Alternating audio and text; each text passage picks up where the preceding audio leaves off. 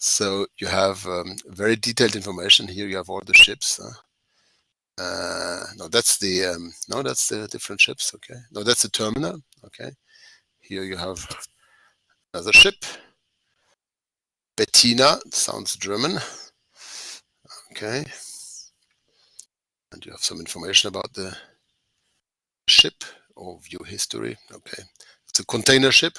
Okay, and see what the ship has been doing in the past. Okay, so it has been traveling forth and back between Malaysia, Thailand, and Vietnam. Okay, it's amazing the amount of information you can find on this Bloomberg terminal. Just as but it gives you an idea of commodity trades. So I mean, the interesting thing is if we take away. So for the moment, I'm selecting only ships that. Wait a second. That. Type destination that are destined that are going to Vietnam. So I've selected Asia, Vietnam.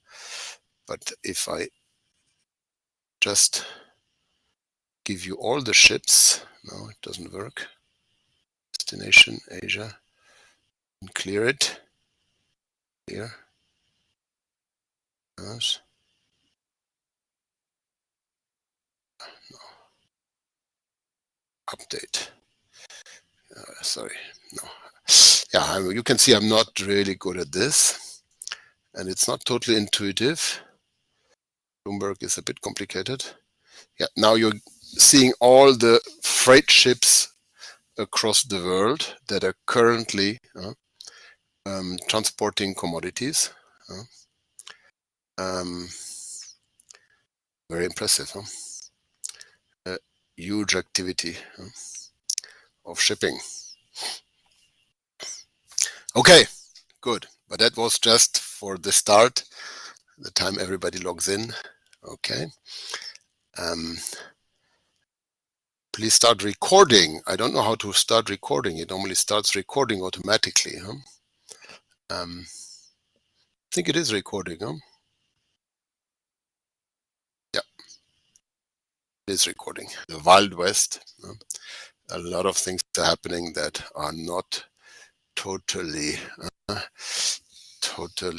according to rules, let's say. There's a lot of manipulation. We know that you have to really be careful when you invest in commodity markets, because these are not the these are dangerous markets for somebody who doesn't know how this works. Okay, and we talked about these squeezes that occasionally occur when somebody buys a lot of contracts. So these contracts require the delivery of some commodity, and then if at the same time you buy the commodity, or you make sure that there is more future contracts than the underlying commodity, then you will get these incredible price spikes, such as the one that we got historically, and that's the very famous case with the silver market. But the one we saw here last week in the nickel market is quite similar, except that at this time it was probably not an intentional manipulation. It was just a speculation going wrong. And then we talked about all kinds of other tricks that we can do in commodity markets. Again, the interesting slide, I guess, is the one where here, where we have all these abusive trading practices that you need to be aware of. So a lot of people are, for example, trading with themselves, or they trading at prices, but actually outside the market they trade at different prices. You have the brokers that try to trade before they execute your trade, or they just collect your trades if they think that your trades have a bad prices. So lots of things going on. Lots of potential for manipulation, because it's not a very well regulated market, as we said, and that leads to all kinds of strange price movements. So you cannot only have a long squeeze, which is a situation when the price suddenly increases like crazy, but you can also have short squeeze or a squeeze in the other direction. This is what happened to the oil prices, which went negative in 2020. They went negative because there was not enough storage capacity. And if you have committed to buy some oil, physical oil, you need storage capacity. And if you don't know where to put this oil, you have to pay somebody a lot of money so that he does not deliver you the oil because you don't know where to put it. So you can, these kind of problems are actually quite frequent. Okay, so that was yesterday's class. So let's move on a little bit more and talk about the way to trade commodities. So how does the exchange actually work? Okay.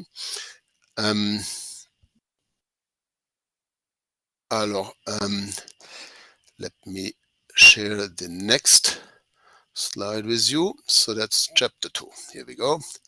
Okay, so chapter 2 is a mixture. We have a lot of different topics. We have one short introduction on modern margin systems and spreads. Okay, so this is about how much money do you need to deposit in the clearinghouse when you enter a commodity future. As we said, the future itself is for free. The contract alone would not require you to pay anything because it's a contract about a payment at some day in the future.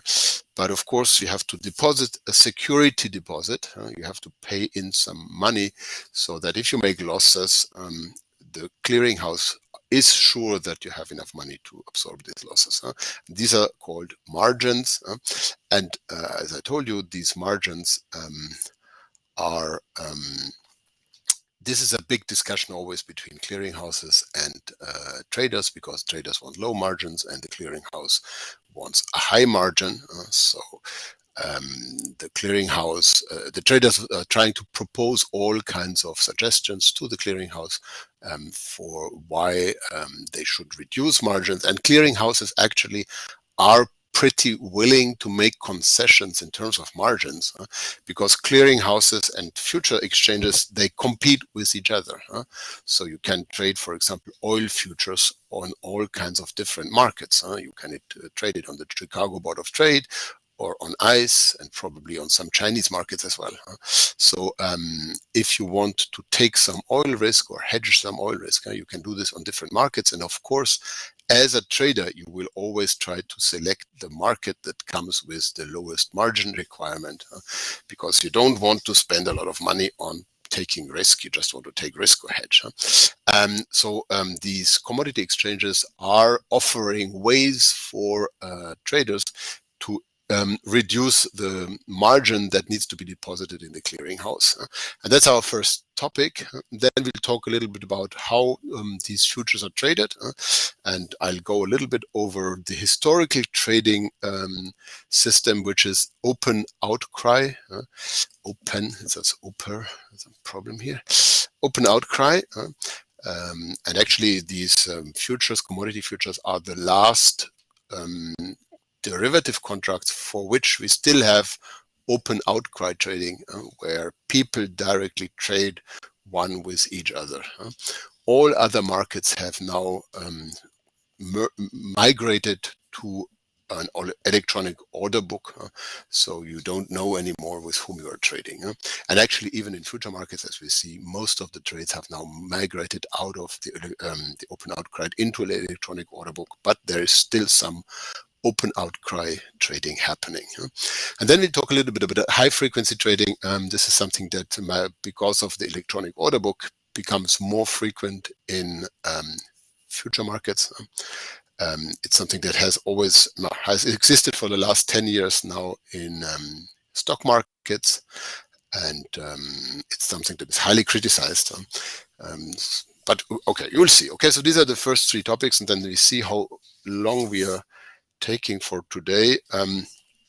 We should maybe be able to open a second chapter and talk about spread trading. Okay, so advanced margin calculations. Okay, so that's more or less already what I said.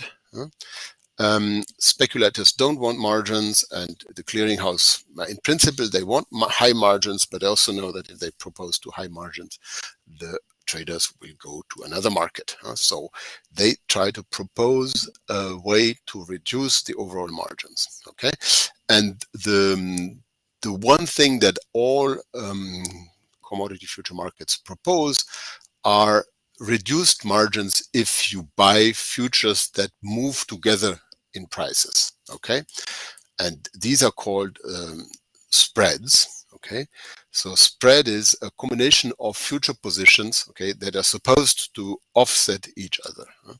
And in particular, you have two types of spreads that are frequently traded, and we will see examples pretty soon. You have the intra-market spread or calendar spread, which is simply a long position in one delivery date and a short position with the same number of contracts in another delivery date. Okay, so for example, I can buy wheat for delivery in May and I can sell wheat for delivery in September. Okay, so this is of course much less risky than simply an outright position where I just buy wheat for a delivery in May. If I buy wheat for a delivery in May and the wheat price goes up, I will win money. I will win money. Okay, I will make money, and if it goes down, I will lose money. So it's a very risky position because it directly depends on the wheat price. Now, if I buy wheat for delivery in May and I sell wheat for delivery in September, but if both prices go up, I lose on the September contract exactly the same amount as I win on the May contract. So if you have a parallel movement of prices in the same direction, I'm actually completely hedged. I will not lose or win money. Okay, when will I lose or win money? I will lose or win money if the slope of this future curve is changing. When, for example, the May contract goes up by less than the September contract. On the September contract, I will lose money. On the May contract, I will win. So, but this is less likely. The slope is changing much less frequently than the overall level of the prices, and therefore this combined position where I have a long and a short position across two different dates is a less risky position, and that's called the calendar spread, and therefore I have a reduced margin. Okay, remember that we discussed about these margins at the first lecture. So we had something like, I don't remember, the wheat contract. For every wheat contract, we had to deposit a margin of $3,750. Now, if you have a wheat contract with delivery in May and a wheat contract with where you buy in September, so opposing directions, then on these two contracts you do not have to deposit twice the margin. Okay, because both of these contracts are normally reacting in opposite directions. You will have a margin that's probably even lower than the margin that you would have to deposit on one of these contracts. Okay, so probably something like $2,000 on this calendar spread, whereas one simple contract would have required a very high margin of $3,700. Okay, what is exactly the size of the margin? This depends really on the system used by the clearinghouse to figure out, okay, how likely is it that the slope of this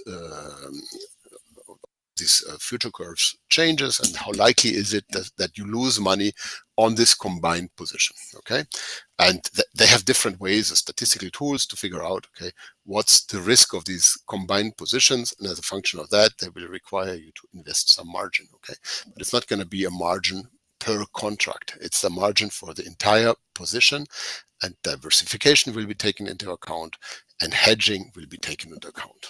Okay, so the easiest way to reduce the margin is to invest in these calendar spreads, and then you have also cross commodity spreads that can often be used to hedge an outright position. What is that? You have a lot of commodities that always move, or almost always move in the same direction. Okay, so for example, wheat, corn, or oats, these are all grains that are used for feeding cattle. Okay, in the US, actually, a substantial amount of wheat is not used for bread, but it's used for fattening animals, so for cattle and for pigs. Okay, so if the wheat price goes up, actually these cattle farmers, they will switch from wheat to corn. Okay, which means that the corn price will also go up. Okay, or to oat. Okay, so you have, because these are substitute products, you have a price movement, a common price movement. The same is true for soybeans, soy oil, and soy meal. We will do a lot of calculations on that. Gold and silver, okay, so precious metal typically also move in the same direction. Livestock, okay, different types of livestock are moving in the similar direction. Cattle, feeder cattle, and hogs. So hogs are pigs again. And then pork bellies and live hogs are also moving in the same direction. It's easy to understand. Okay, pork bellies, these are dead pigs, and hogs are living pigs. But you can easily transform a living pig in a dead pig. Okay, which means that okay, you can arbitrage between these different prices.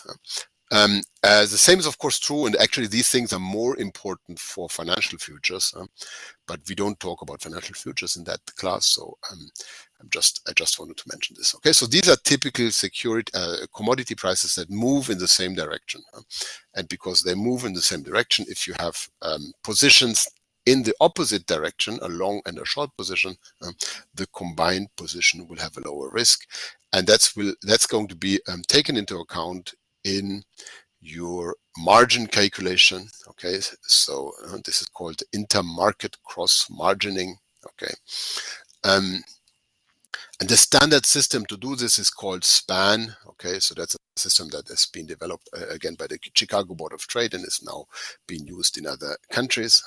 You can Google it. You can, if you're interested, find out more how this works. But it's the basic idea is that they try to assess the total position of some commodity trader, and they will require a margin not for every individual contract, but for the aggregate position, taking into account the potential for offsets. And again, the most important offsetting positions are these calendar spreads, same contract, different delivery period, or intermarket spreads with commodities that are to a certain extent substitutable and therefore move together in prices.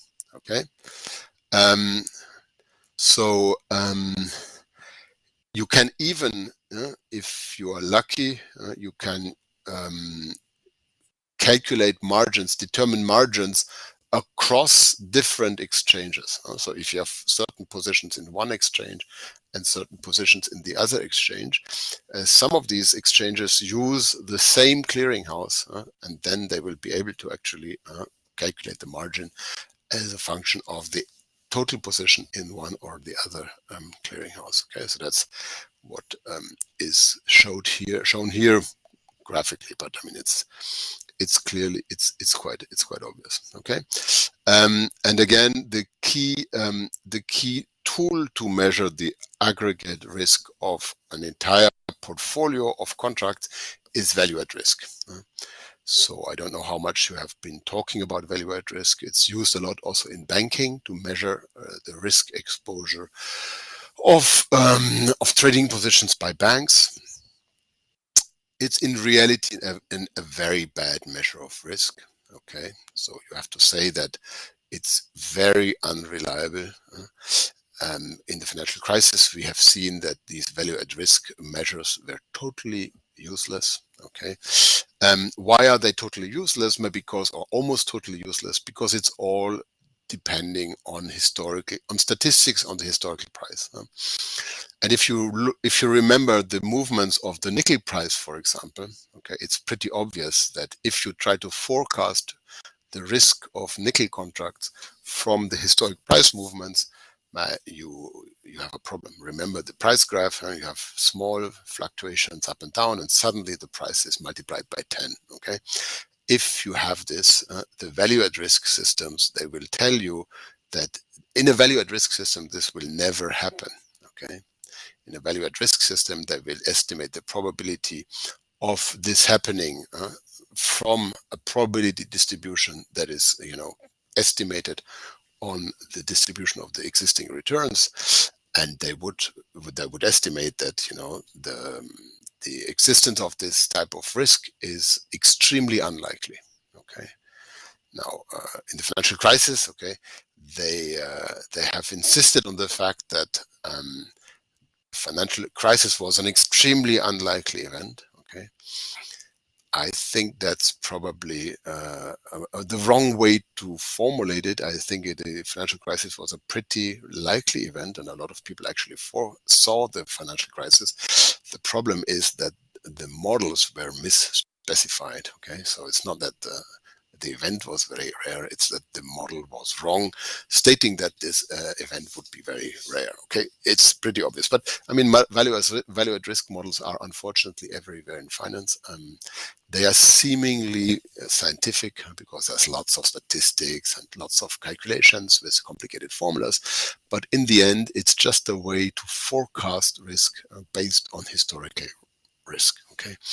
And we know that there are fundamental changes in certain types of securities, commodities, and this will simply change the entire return distribution, and then doing statistics based on past information is simply useless. Okay. Anyhow, so the big problem is, of course, when a counterparty fails. Okay. And this is less rare than what people assume. Okay, so indeed, we have seen very often that these clearinghouses or central counterparties, so it's a clearinghouse. I should call it clearinghouse, not counterparty. Okay.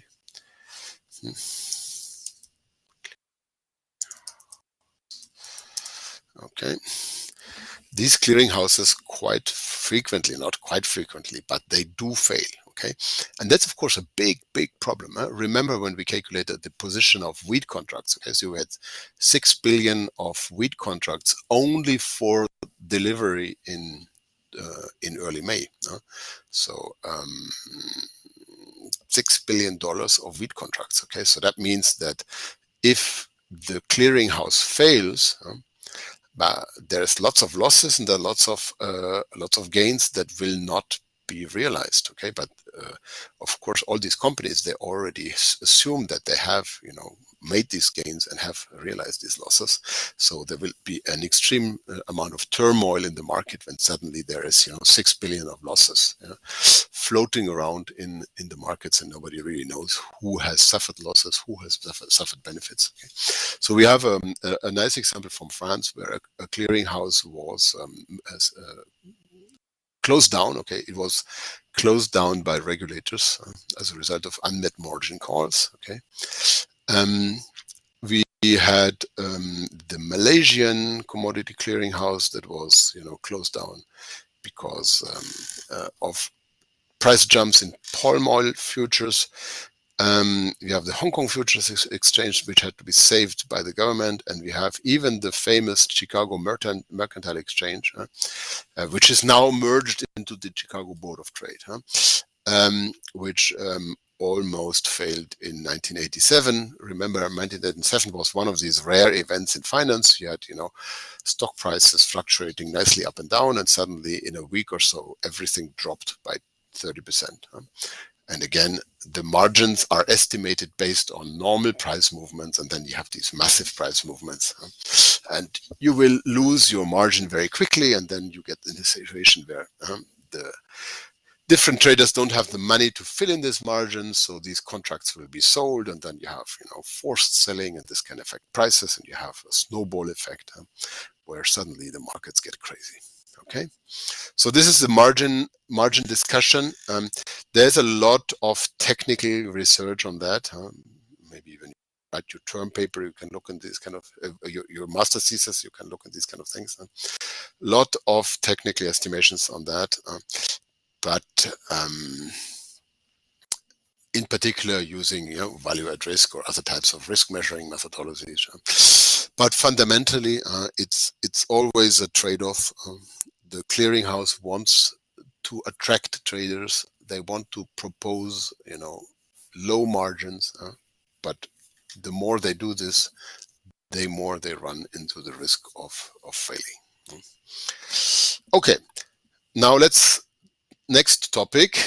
Let me see if somebody has no, nobody has a comment.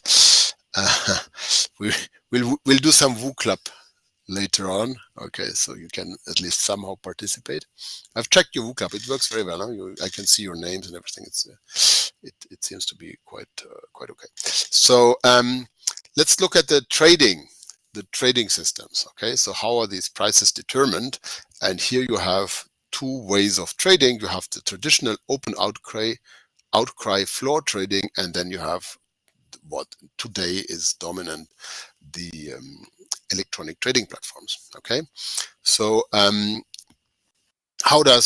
so here's just some numbers. So this is the late 90s and the early 2000s. You can see that over this time, actually, the electronic trading, and so the graph needs to be read in this direction. Okay, electronic trading increased massively. Okay, at this time, the pit trading was still alive, but you can see then soon after, okay, the dark blue is pit trading.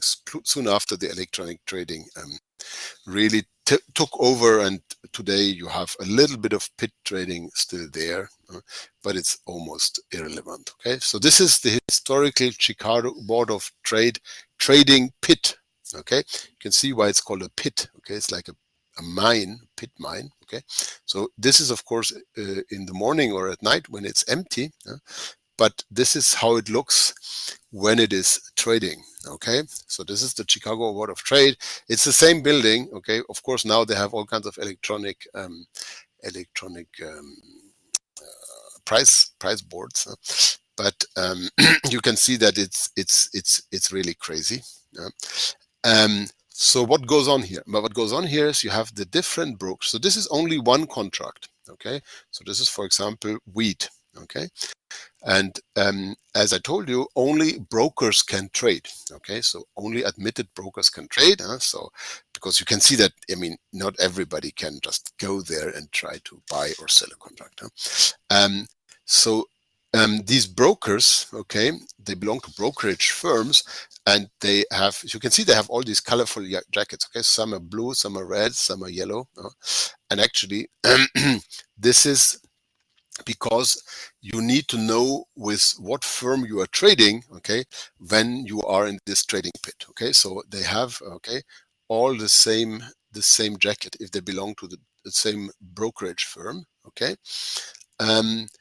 so here you have an example of the kind of equipment that you need, okay, for trading on the Chicago Board of Trade. Okay, so you have this jacket, and everybody has the same jacket. Okay, you have your badge that shows that you're a member of the Chicago Board of Trade, and then you have a lot of pockets where you have paper cards. Okay, and actually what you will do is, okay, you will trade with brokers from other firms using these types of hand signals.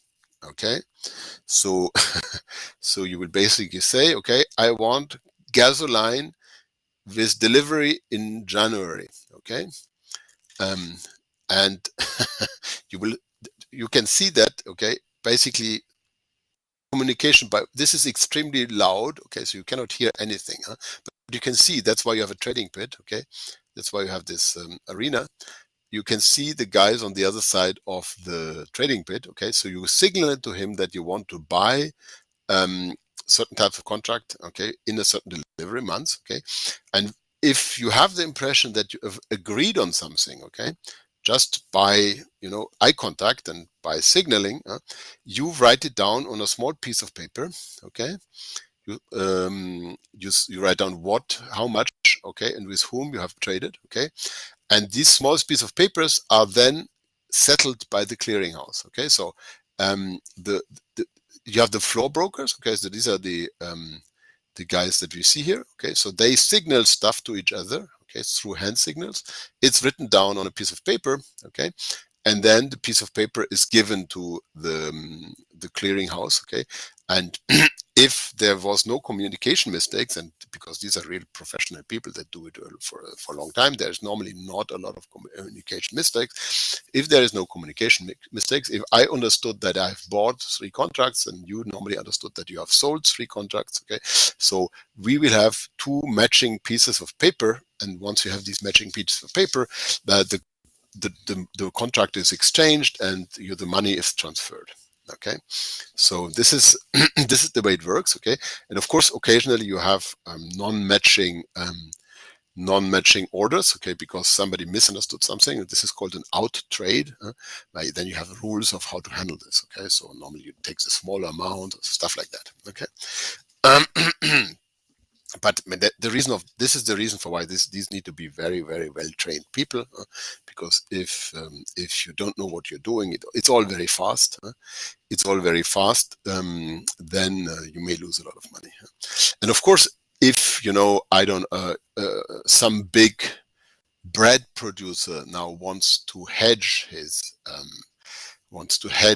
wheat risk, okay, so he wants to buy a lot of contracts with delivery in September, let's say, okay, so he tells this his broker, and his broker will then tell the floor broker, okay, and he will offer wheat to buy wheat contracts in the pit, okay, and if somebody else is willing to sell these wheat contracts, then you get these pieces of paper and then you get a match. So quite interesting system. Actually, there's a really, really funny film which you should watch if you haven't done so. I should write it down here. Maybe I should write it down in the film. Okay, recommendation. It's called Trading Places. It's a really funny film. It's an old film with Eddie Murphy. Maybe you remember Eddie Murphy. It's one of the funniest films I know, and it is a film where you learn a lot about commodity trading. Okay, actually, they are speculating on orange juice futures. Anyhow, I check the film. Okay, it's worthwhile watching that. You probably can find it somewhere on Netflix or something. Okay, so yes, okay, and you will see how these trading. So there in this film you have these really interesting trading scenes where they have the orange juice pit, and they trade on orange juice. Okay, so that's the old days, and it still happens, but I don't think that the floor is as crowded as in 1997. No, 1997. This is still this is not so long ago, maybe. Maybe for some of you, but in 1997, most of the trading in stocks was already on electronic books. Now, how does it work today? Today you have a limit order book, an electronic limit order book. Okay, so what is a limit order? A limit buy order is the order to buy a certain number of stocks at a given price or at a lower price. I mean, if you want, if you're willing to buy at 100, you're probably also willing to buy at 90. Okay, so here you have the limit buy orders. Okay. And then you have the limit sell orders, and limit sell order is an order to sell a certain number of shares at one given price or a higher price. Okay. Okay. So what happens with electronic trading is that, if I want to buy wheat futures, I think about the price I want to buy them at. Okay. the highest price I'm willing to pay, okay, and let's suppose the highest price is 874. I will just, and I want to buy, I don't know, 10 contracts, but then I add my 10 contracts here with 874, okay. So I will buy 874 contracts. No, I will not buy. I will enter my order into this order book. Okay. Now, if nobody else, okay, so I want to buy at 874 at a lower price. If nobody else is willing to sell at 874 or a lower price, actually the order book will remain static.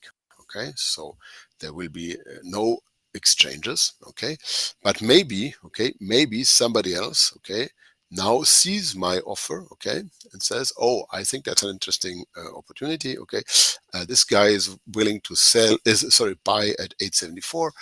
I should take this. Okay, so if somebody else is willing to take this order, he can enter his own limit order with a sell order with a price that is lower. Okay, and then it will be executed at your price. Okay, or he can enter a market order. Okay, so basically, in these limit order books, you need at least two types of orders, the limit order or the market order. So the limit order, again, is I want to buy at a price that is 60 or below, or I want to sell at a price that is 100 or higher, okay? No, 80 or higher, okay? And the market buy or sell order is I want to buy 100 shares immediately at the best price available. Okay. And the way these electronic markets work is that they construct simply a limit order book. Okay, which looks like that. So for every price, okay, you have the number of contracts that are available. Okay. So and of course, the further you go up, go away from what is normally the current market price, okay, the lower the number of people that want to buy. Okay. No, but this is, I mean, probably there are some people that want to buy at 860, but they don't even tell you because they don't bother entering their limit order into the order book because that they know that the price is not going to get there. So so that's the way it works today. Okay. Now there is a number of things I wanted to do with you here. Okay. First of all, I wanted to point out that there in some markets you have order types that are seemingly quite smart, but actually extremely dangerous. And these are the stop loss or stop buy orders. Okay, so what is a stop loss or a stop buy order? A stop loss order is an order that says I want to buy if the price, it's a sell order. Stop loss order is a sell order. I want to sell if prices are below a certain level. Okay, if prices hit a certain level, I want to sell. So this is typically done. So brokers are typically recommending these kind of stop loss orders when investors want to avoid high losses, as the name indicates. So let's suppose you have a stock that is trading at 120, and you do not want to lose more than 20. Okay, so the broker will say, okay, I can help you here. You just have to enter a stop loss order at 100. So if the price goes down and it hits 100, you will sell, and then you will not lose more than 20. Okay, so it all sounds quite intuitive. The problem is that a stop loss order, you are not guaranteed to trade at the price that you have indicated. Okay, the stop loss order is an order that transforms into a market order as soon as you hit this price level.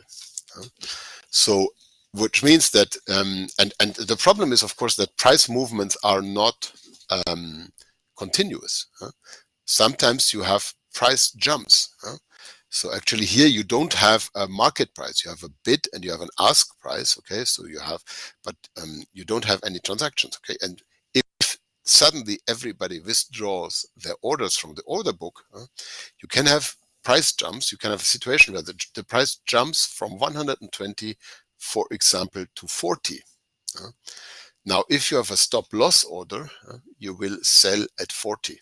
Okay, because the rule says as soon as the price is below 100, my order is transformed into a market sell order, and a market sell order is an order that sells at the best available price. And if this is a very low price, that's the price at which you are going to sell. So that's the danger of stop loss orders. Stop loss orders can lead to a situation where you sell at very low prices, even in a situation where afterwards the price jumps up and recovers. So this is something that, let me see if I have numbers on that. Yes, and this is something that happens quite often. So for example, here you have what's called a mini flash crash. Okay, it's a company that it's called Progress Energy. So you can see again that the company is trading at a certain price and the prices goes up and down, and suddenly, okay, the price drops at almost zero. Okay, and then it, in a couple of minutes, so unfortunately it's difficult to read these time lines, but it's a couple of minutes, the price gets up again and continues to trade here. Okay, so what happened here? Not obvious, probably some computer triggered trading mistake, maybe intentionally created, but the price drops brutally and then recovers. Now, what happens if you have a stop loss order? Let's suppose you have a stop loss order at this price here. Sorry. Okay. If you have a stop loss order, no, I cannot draw on this, but let's suppose here you have a stop loss order at this price. But you will sell at this price, not at this price. Okay. There is no price between this price and this price. 1 second you were able to buy it at this price, the next second you can only buy it at this price, okay, or sell it at this price. And again, the stop loss order, if you have a stop loss order, you will sell at this price and then the stock goes up again, but you have already sold. Okay, so with a stop loss order in this kind of circumstances, you look really stupid. You look really stupid because you have sold at this price, okay, and actually a couple of seconds later the stock has recovered. So avoid stop loss orders. Very, very dangerous tool. And you get more and more situations like this in the market where suddenly the price drops like a stone and then it recovers. And I mean, potentially these, price triggers, price jumps are triggered in purpose to just, expropriate people that have stop loss orders.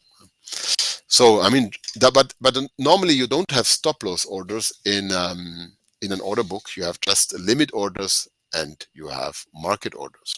Okay, and then you have more complicated orders. Okay, stop buy loss it's the same thing as a stop loss order, but just for buying. Okay, so if the price goes up, if the price is 120, I can put in a stop buy order at 140, which means that I will start buying at 140, but that's normally not what people do. Okay, and then you have a stop limit order, which is maybe a more reasonable thing to do. So this is an order that doesn't transform into a market order if a certain price level is hit, but it transforms into a limit order as soon as a price level is hit.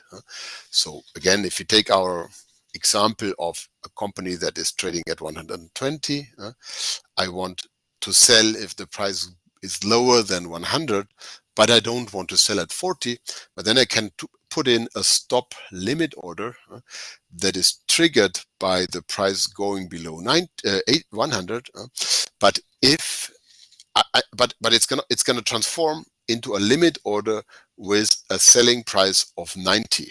Okay, so if the price goes from 120 to 40, I will have a limit sell order with a price of 90, so my order will not be executed. Okay, of course, if the price goes up slowly, then maybe I will again sell at 90. Okay, because I will sell at any price above 90.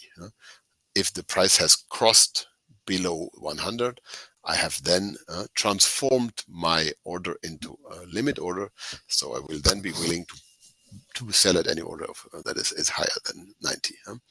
So you have more complicated orders. One cancels the other order, one sends the other. Okay, complicated stuff. But the key is that you should not use stop loss orders. Very dangerous. Okay. Now we can. Shall we look at what time is it? Shall we look at how an order book works in detail?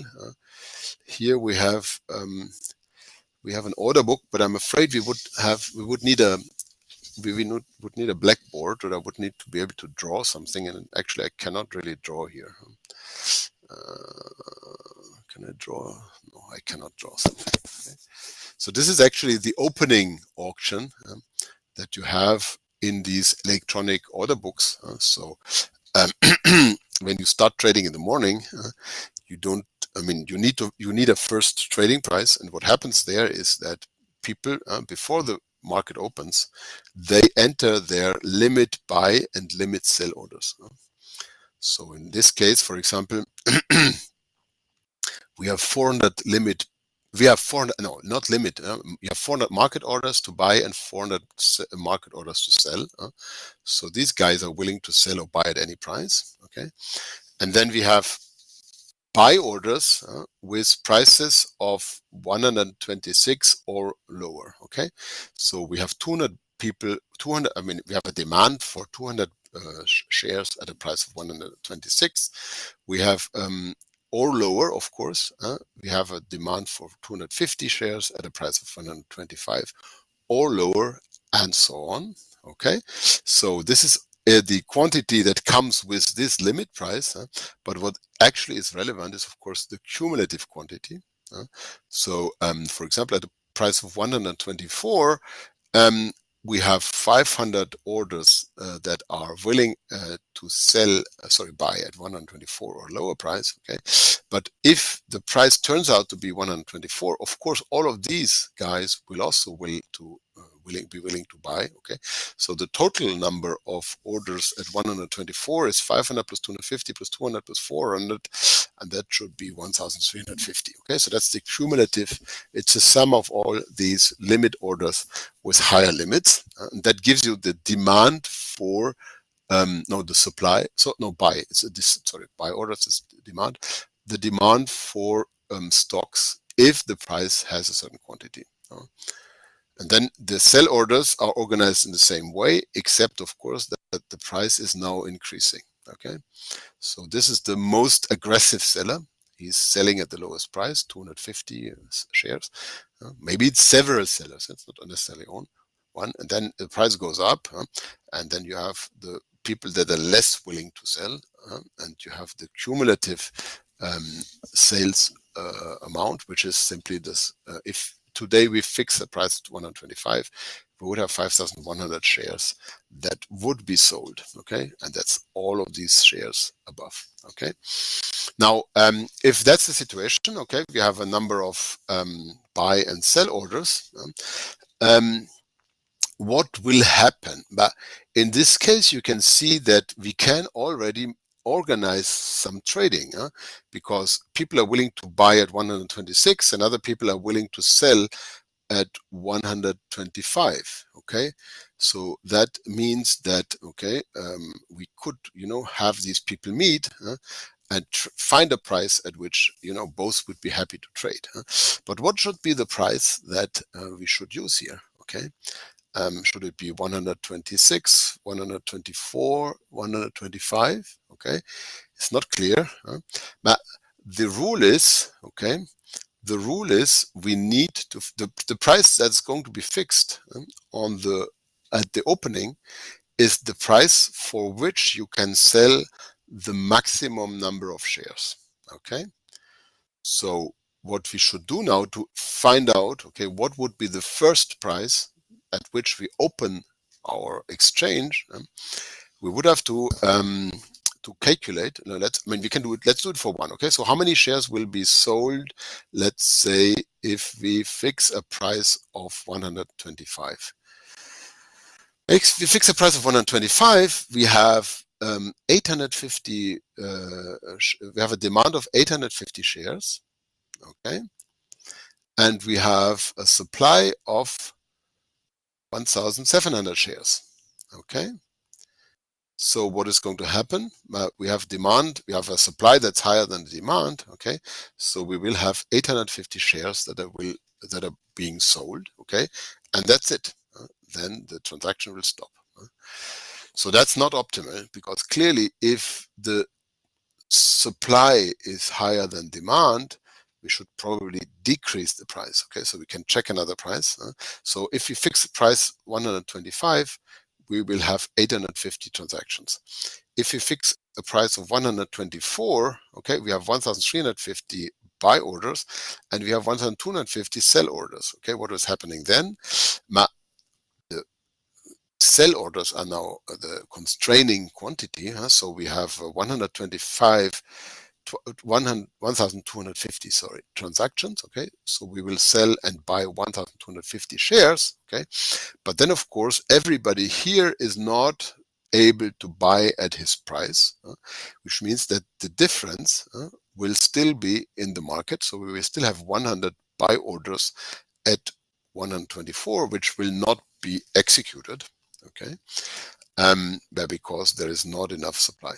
But if you now check 123 and so on, you can see that at 123, the number of transactions is again going down. Okay, so the optimal price is actually, I think, if I remember correctly, it is 124. Okay, I think so. I'm not sure. Maybe. No, I think it's 123. I think it's 123. Okay, because at 123, if we fix the price of 123, we will sell 2,150 and we will buy 2,200 shares. Okay, so actually only 50 buy orders will be left open, and we will have a transaction that is of 2,150 shares. So that's a large transaction. It's larger than the 1,250 that we would have been able. Let me see. Did I reason in terms of cumulative shares? Maybe not.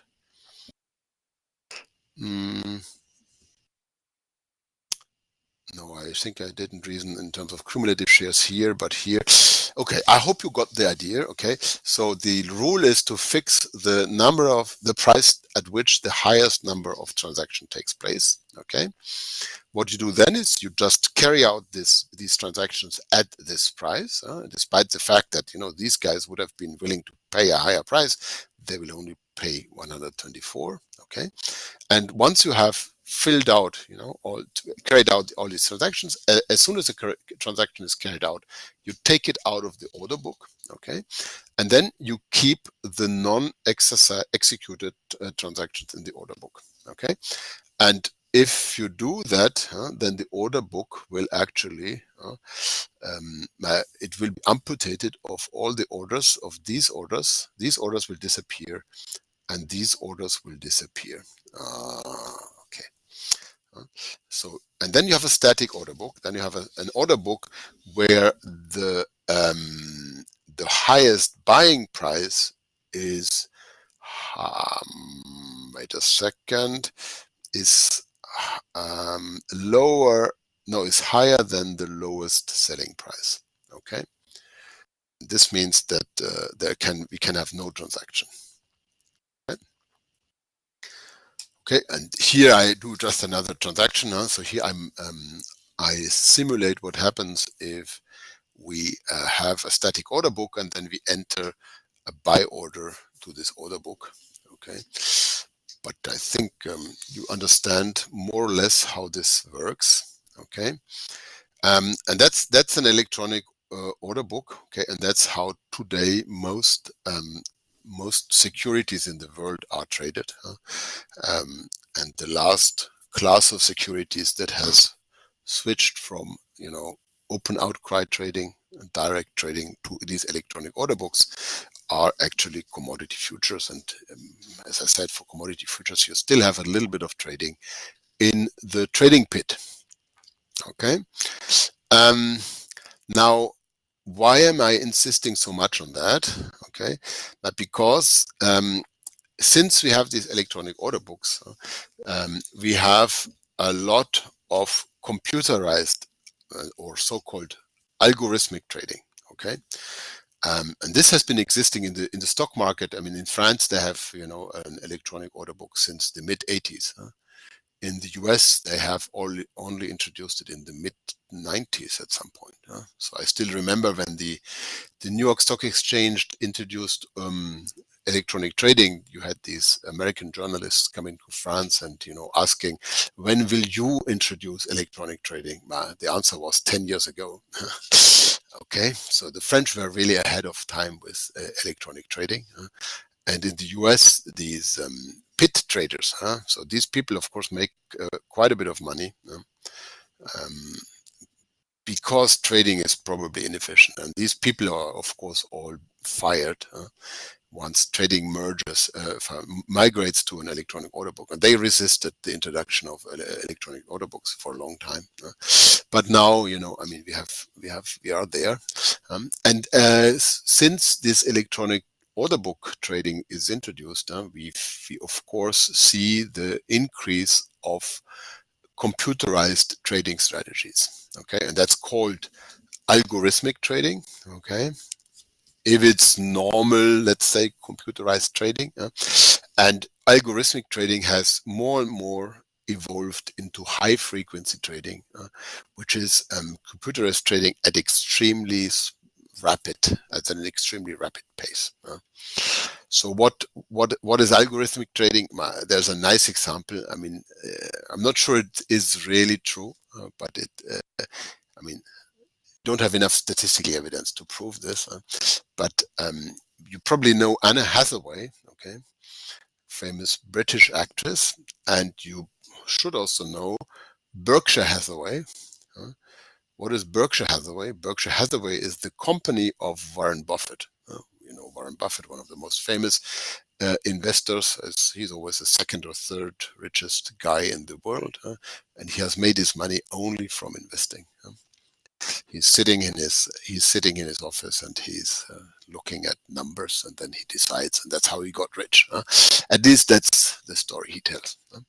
Now, it seems that whenever Anne Hathaway, okay, brings out a new movie, you have Warren Buffett's company increasing, the stock price increasing. Okay, and what is apparently the connection? The connection is that they have the same name. So you have these algorithmic traders, so these computers that screen the internet for information. So if they see the name of a company together with a lot of positive sounding words, okay, great, and so on, they will buy the stock.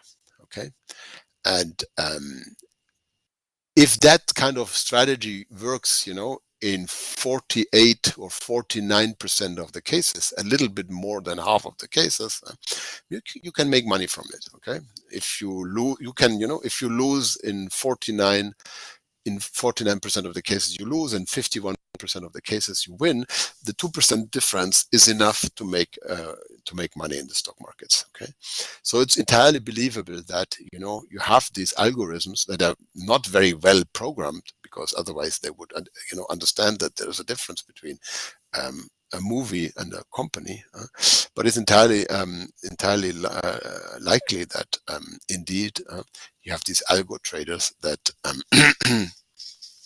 that react to this information that suddenly shows up on the internet about where just some company name shows up on the internet with lots of positive information associated to it. I mean, we know that from other opportunities. You have lots of companies with similar names, or where the ticker of one company corresponds to the name of another company, and it can be shown that these companies are very often move together, probably again because people make mistakes. So that's electronic order books, and this works only if you have electronic order books, because we'll have this positive information, and then your computer just enters some orders here in the buy side of the electronic order book. Now, more recently, high frequency trading became extremely popular, and that's trading at the speed of light, or at a slightly slower rate as a speed of light. Okay, so to give you an example of algo trading or high frequency trading in commodities, I wanted to show you this this event here. Okay, so this is the Federal Reserve Bank that announces that they will remain highly accommodative. Okay, which means that they will not increase interest rates. Okay, in a considerable amount of time. Okay, so that's the announcement. So you have, if you look at this is the text they will publish. Okay, but in all of this text, actually, what is really important is the part I've highlighted here in red, which is about the fact that the monetary policy will remain accommodative. Now, what is the effect of this on gold prices? Maybe I should ask you this question. Okay, if you have highly accommodative, oh, you have tried to raise your hand here. Okay, how can I? Okay, just say okay. Thanks for raising your hand. Just ask your question. Chan? Yeah. Maybe you raised your hand. Okay. Please talk. Okay.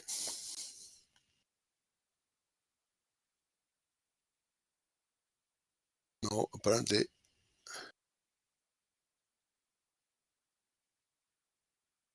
Okay, I don't know. So probably I assume that you raised your hand by mistake. That's what I have to. I know what happens. You can't see the screen maybe. Okay. Anyhow, okay. So what happens to gold prices with accommodative monetary policy? Okay.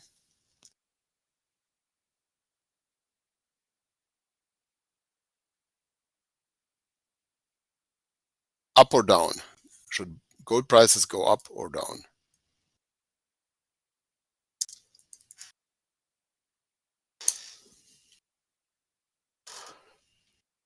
Nobody's there. Okay. I think we need to do some Wu clapping. Huh? Direct questions don't seem to work at all. Okay.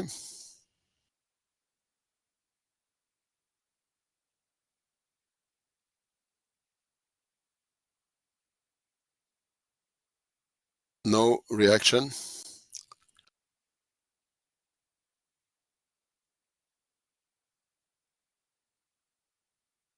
What happens if the central bank decreases? You have definitely learned about this. Huh?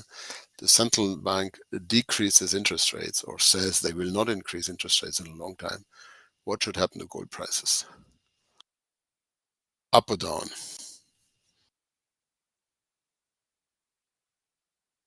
Bon.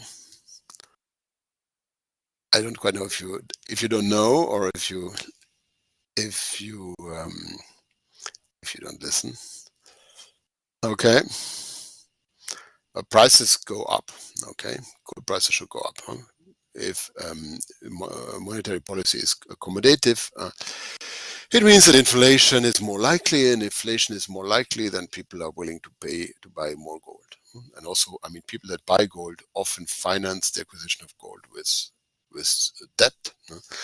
And again, it's easier to finance acquisition of gold with debt if interest rates are lower. Okay, so what you see here is that indeed, when this is a minute when this information was announced, okay, the gold futures in Chicago increased, okay, quite a bit, okay, and actually exactly at the time when the information was released. Here you have, okay, 2 o'clock in the afternoon, and you can see it's instantaneous, okay. At least in this time frame, it's instantaneous when we have 1 minute here, okay. Now, if we zoom in, okay, if we zoom in, this is how it looks, okay. So this is the price evolution in milliseconds, okay. So it actually, the price increase happens in 10 milliseconds, okay. These are the different trades, and you can see that's or the different orders, okay. You can see that actually this is the order book, okay. This is the bid and the ask.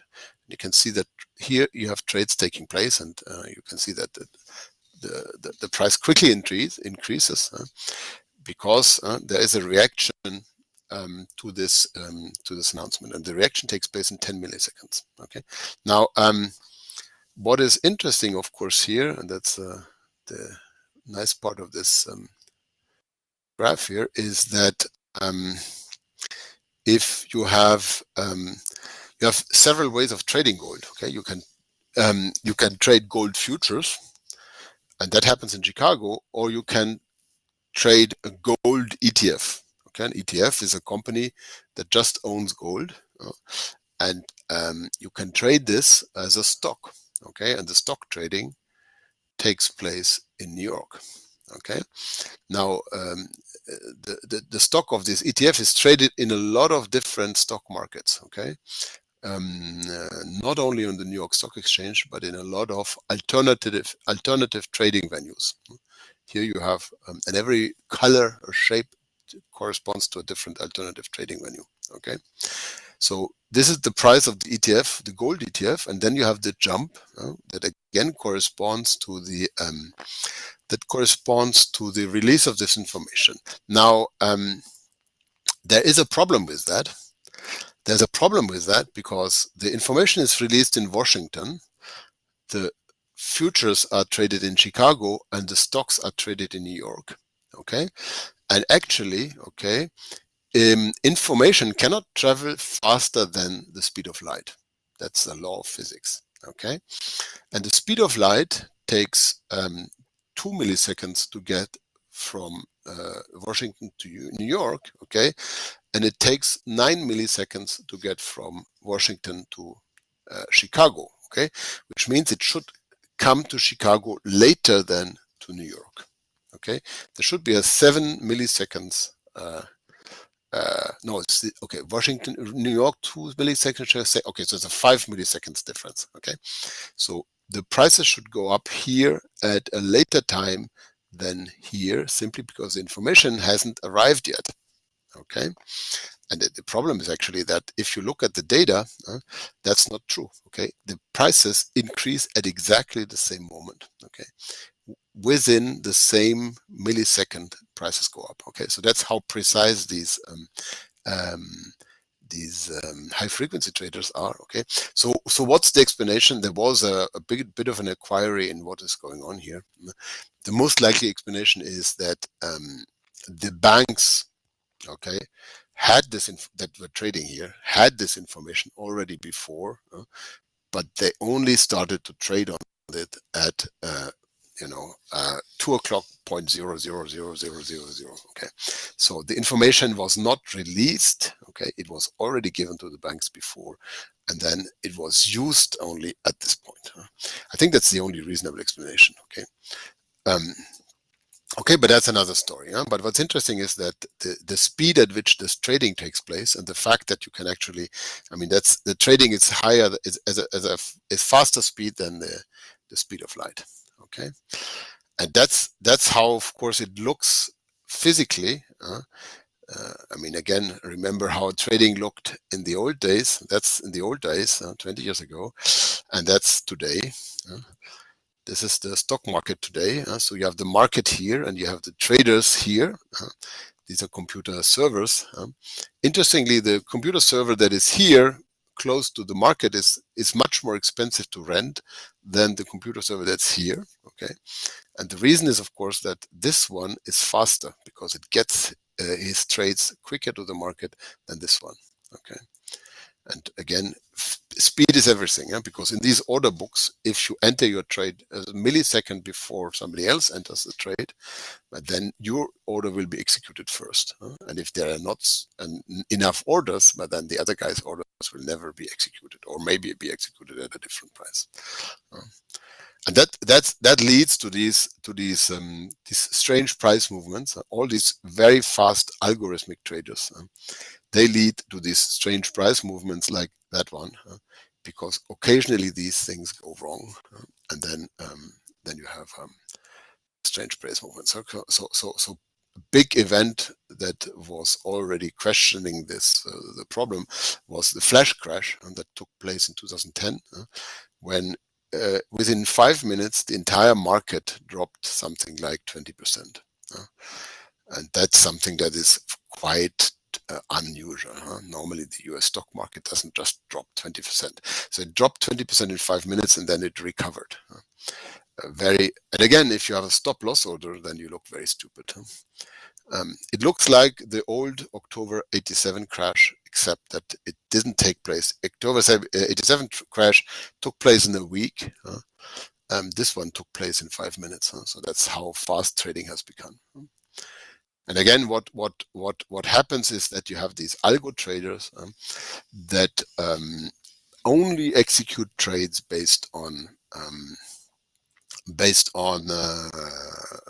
computerized strategies. Here you have a strategy. You have the day in the life of an algo trader. So this is the computer. It's one stock. Okay. In the morning they start out with 0 stocks. And then this is how their position fluctuates over the day. So they have 5,000 stocks, then they have a short position in, 1,000 stocks, long position, and so on. It goes up and down the entire day, short and long positions. Okay. At the end of the day, they finish trading with 0 stocks. Okay. And with a couple of $100,000 more in their bank account. This is algo trading. Or high frequency algo trading, because normal algo trading is not as fast. Okay, and that leads to all kinds of very strange patterns in the stock market. So here you have, for example, bids that have been entered by algo traders. So these are 15,000 quotes in 11 seconds. Okay, so this is the price. So this is a limit order. Remember, this is this is the quantity. Wait a second. Yeah, that's the quantity. So the quantity is only for one share, and that's the price. So what they do is they enter all 15,000 different quotes in 11 seconds with prices that fluctuate between 936 and 858. So 936, 858. Okay, it always goes up and down. Okay, 50,000 times in 11 seconds. Nobody knows why. Okay, and actually none of these trades is ever executed, okay, because all of these prices, this is what is the ask price, bid and ask, so it's a selling price. Okay, all of these ask prices are higher than the prices that are actually in the moment. So it's outside the order book. It's outside the bid ask spread. Okay, so it's orders that are entered somewhere up here in the order book. Okay, not here where they have a chance of being executed. They're ordered up here. Okay, so none of these orders are actually ever executed. Quite strange. And we don't really know what's going on here. And you have more strange behavior like this. Here you have always the same price, but then you have the quantities that goes up and down. Here you have the price and the quantities that fluctuates all the time. Okay, for orders that are not executed. None of these orders are ever executed. Okay. So that's a bit strange, and it's not obvious what goes on. But one hypothesis is that it's a way to confuse other algorithms. Okay, so these trading algorithms, they try to understand what is going on in the market. So, for example, if somebody wants to sell a lot of shares, he has to, at some point enter sell orders into the market, and trading algorithm will look at what goes on and will try to identify these sell orders, okay?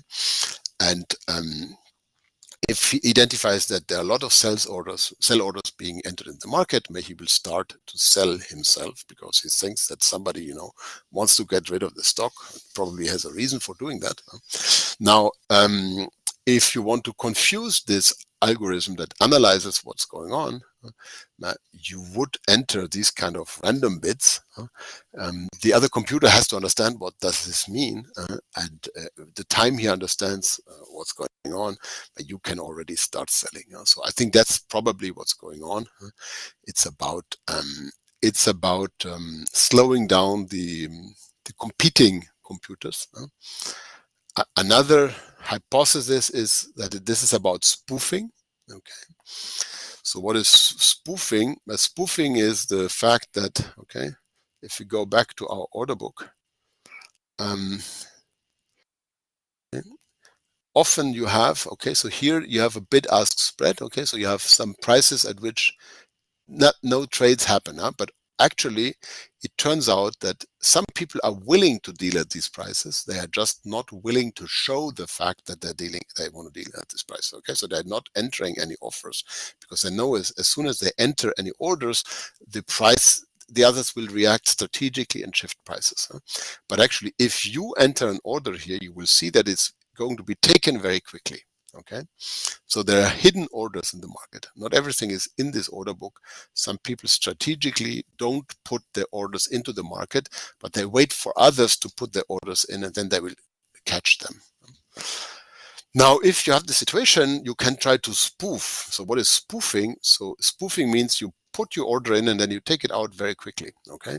What will happen if you do this? But the other guy who wants to not reveal his own orders, he just wants to catch orders, he will try to catch your order. But if you have removed your order by the time he has entered his order, but then he looks stupid because then you will see his order, okay, and you will not trade. Okay, so spoofing is a way to basically find out about hidden orders by entering trades very quickly and then taking it away again. So that could be what's going on here.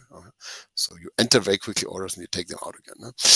On the other hand, it's not within the trading range, so that's a bit strange. Okay, but these are the things that probably lead to these flash crashes. Okay.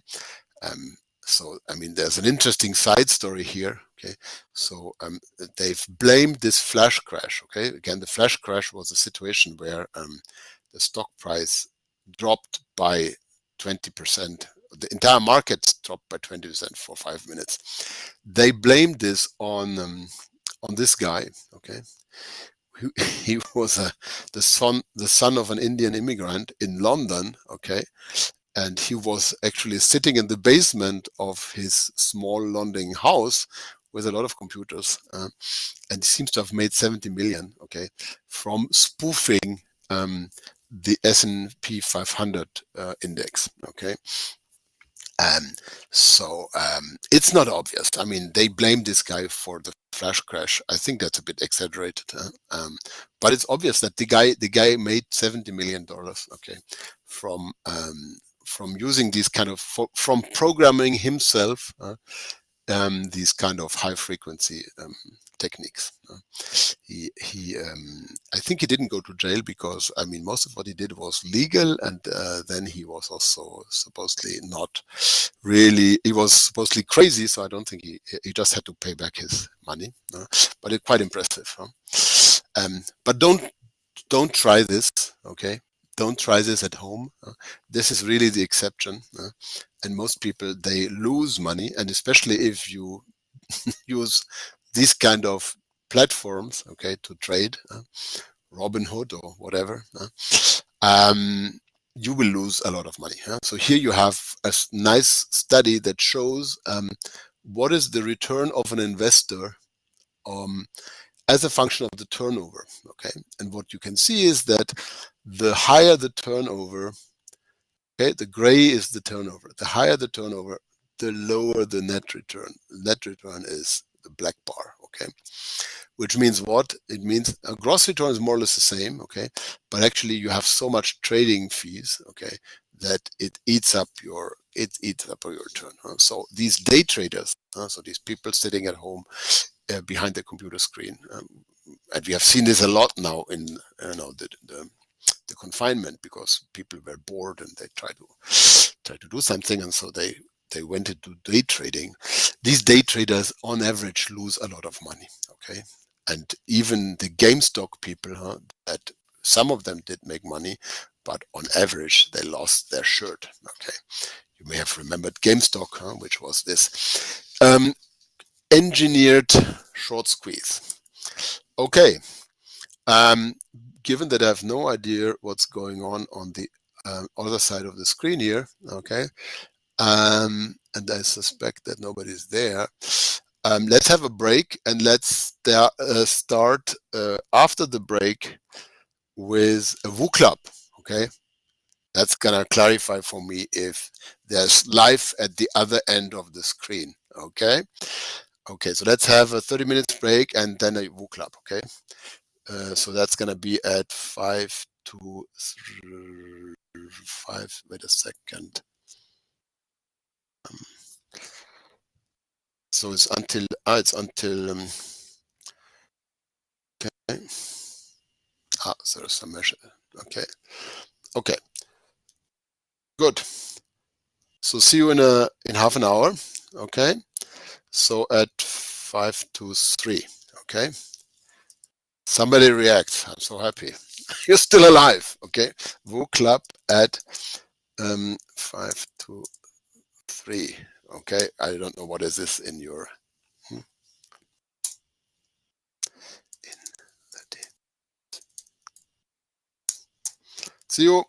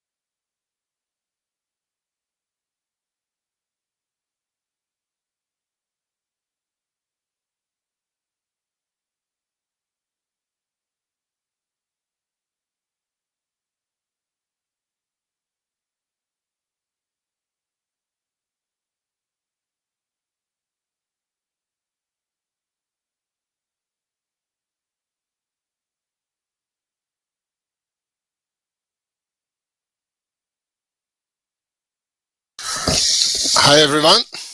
So I've seen at least 70 among you have already are still present and have filled out the Woo Club. Uh, um, Unfortunately, the results are visible. That's a pity. Normally, you're not supposed to see what the others are doing. Huh? But you're right. Okay, the majority among you is right. The futures contracts are normally offsetted. some of you jump on the bandwagon. I think I will quickly block you from answering here. Okay. Yes, indeed. Most of the futures contract are settled through or are exited through offsetting trades. As we saw in yesterday's lecture, less than 1% are actually delivered or settled in cash. So it's mostly really a financial product, and the physical traders, even the physical traders, would often normally offset the trades and instead of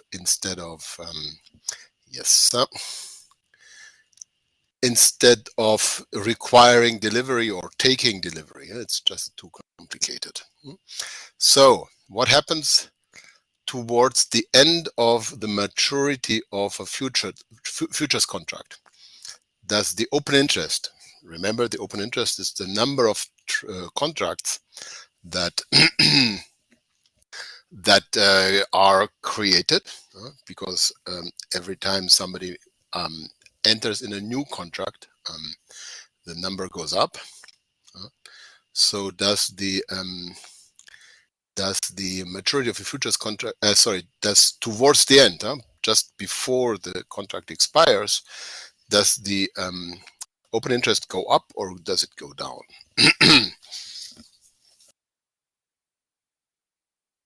And if you understood how it works, it's related to the previous question, obviously. Again, these are not supposed to be complicated questions, just a short check on whether you're still with me.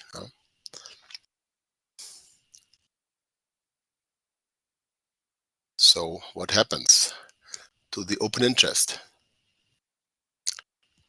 Does it increase or does it decrease? Let me see. I'm just checking what I'm sharing here exactly.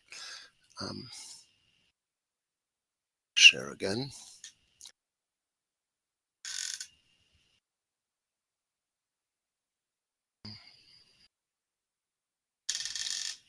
Okay, I'll share my screen. That's the easiest way to go there. Okay. I have to blow up this thing again. Yes. So, here we go. Yes. 15 answers. Can I get more? Participation is more important than the correct answer. Okay. So take a wild guess. You have a 50% chance of getting it right. That's okay, but let's not wait forever. Okay, so let's go. I will block the answers. And the answer is decrease. You got it wrong. Why does the number of futures contracts decrease? Because every time you have an offsetting trade, the open interest decreases. Okay, so of course initially the number of contracts increase. Okay, because nobody is really interested in trading, or only a very few people are interested in trading wheat in 2024, for example. Nobody. I mean, this is just too far away. So some people want to speculate even on the price of wheat in 2 years, but most people want to speculate on wheat in May or in September. They have a short-term planning horizon. So first, the number of the open interest increases, but then it very quickly decreases before the expiry, because the contracts that are still open at the end, they need to be delivered or settled in cash. So because nobody wants to deliver or settle in cash, they do these offsetting trades, and every offsetting trade cancels one contract. Okay, so remember, I have a buy contract. I don't want to buy actually in one of these warehouses. What do?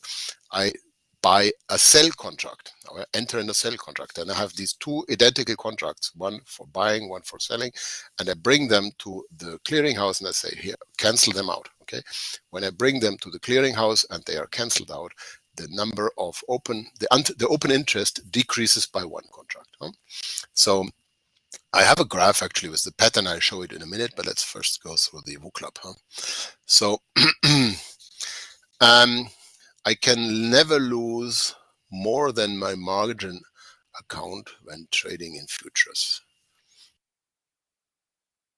Some people seem to believe that, okay, but is it true? How much can I lose? Can I just lose the margin account, or can I lose more? It's important, of course, important to know that.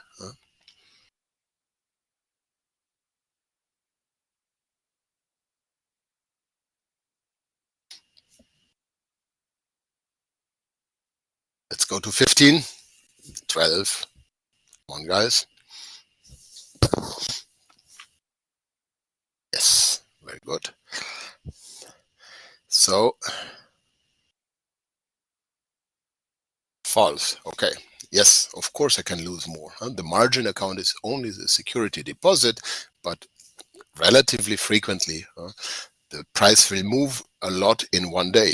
So the settlement is at the end of every day. If the price moves and a lot, and I lose more than what I have in my margin account, then my margin account is wiped out, and I have to put more money in, and I will lose this as well. So the margin account is only a safety deposit, has nothing to do with the amount of money that I can lose or win. There is no limited liability. It's not like with stocks. Of course, if you invest money in stocks, you cannot lose more than what you have invested. But with futures, that's different. Okay. So if my margin account falls below the maintenance margin, what do I have to do?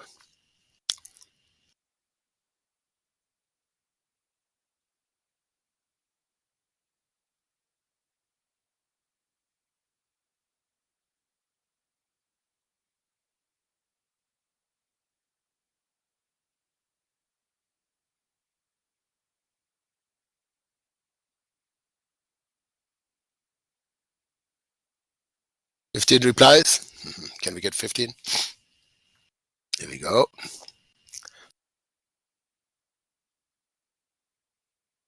Yes, I have to fill it up to the initial margin. If it falls only slightly below the maintenance margin, I have to put in much more money because I have to go up to the initial margin again.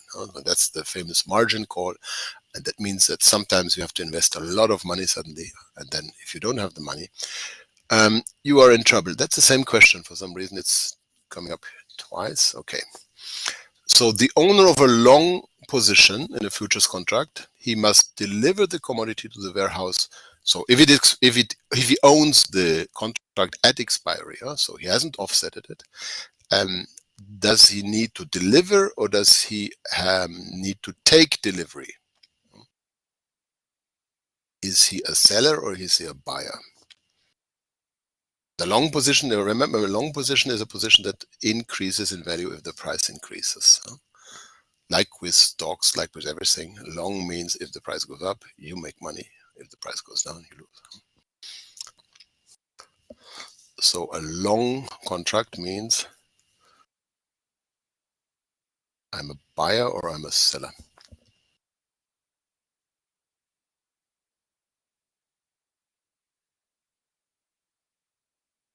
$15 replies. There's 27 students here. It should be possible to get 15 replies. Come on, guys. Another 2.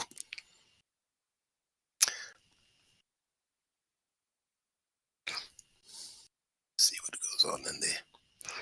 No. No, you're blocking on that question. Or is that a technical problem? Normally it's an easy question. Okay. It's a long contract. 16. Here we go. Okay. Yes, I must take the commodity from the warehouse. If I'm long in wheat, it means I've bought wheat. Okay. Why is it increasing in value? Because if the prices increase and I've bought wheat for a lower price, I actually have made money, because now I have locked in a low price and the actual price is higher. So I have made the difference between the old price that I've locked in and a new price that I would have to pay if I had entered the contract later. That's an easy one. Okay, today most trading is organized as open outcry or as electronic order trading.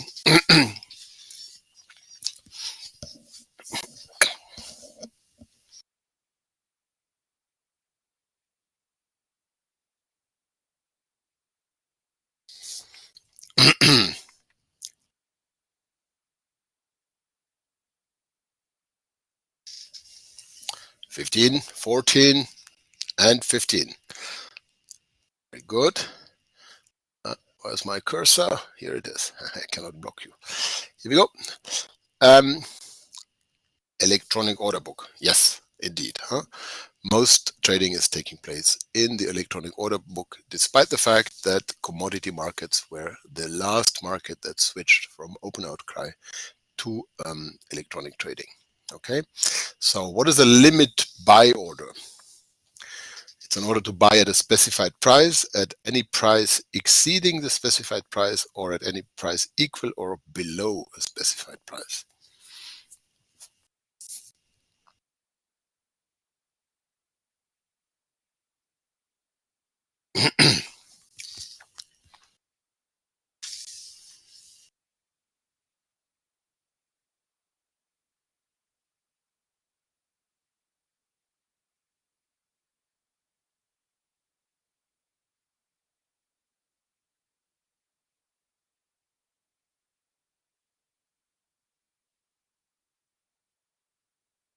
Yep. 15 replies. Here we go.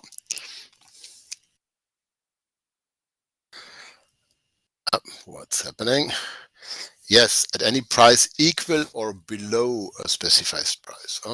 It's a buy order. So of course, if you want to buy, you always want to buy at a lower price. So it doesn't make sense to say I buy at that price or at a higher price. That's that would be a bit stupid.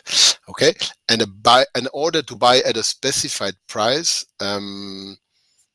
No, if you enter a limit order, it's entirely possible that you will execute this limit order at a price that is lower than the one that you have entered. In particular, if you open in the opening auction, the price that will be fixed is not the limit price. It is the highest price at which you can. It's the price at which you can execute the highest number of orders, and at this price may be lower than the price specified in your limit order. Okay, a stop loss order is an order that sells at any available price if it drops below a certain level, that sells the stock at a given price if it should be reading if it reaches this level. Okay.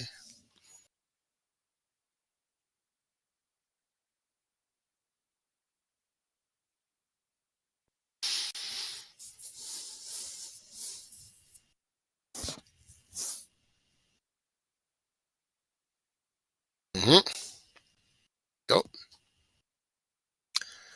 Sells at any available price if it drops. Exactly, that was my point. So this is why it is such a risky strategy, because if the price drops very quickly, then you will sell at a much lower price. Okay, and absolutely not at the price that you have indicated.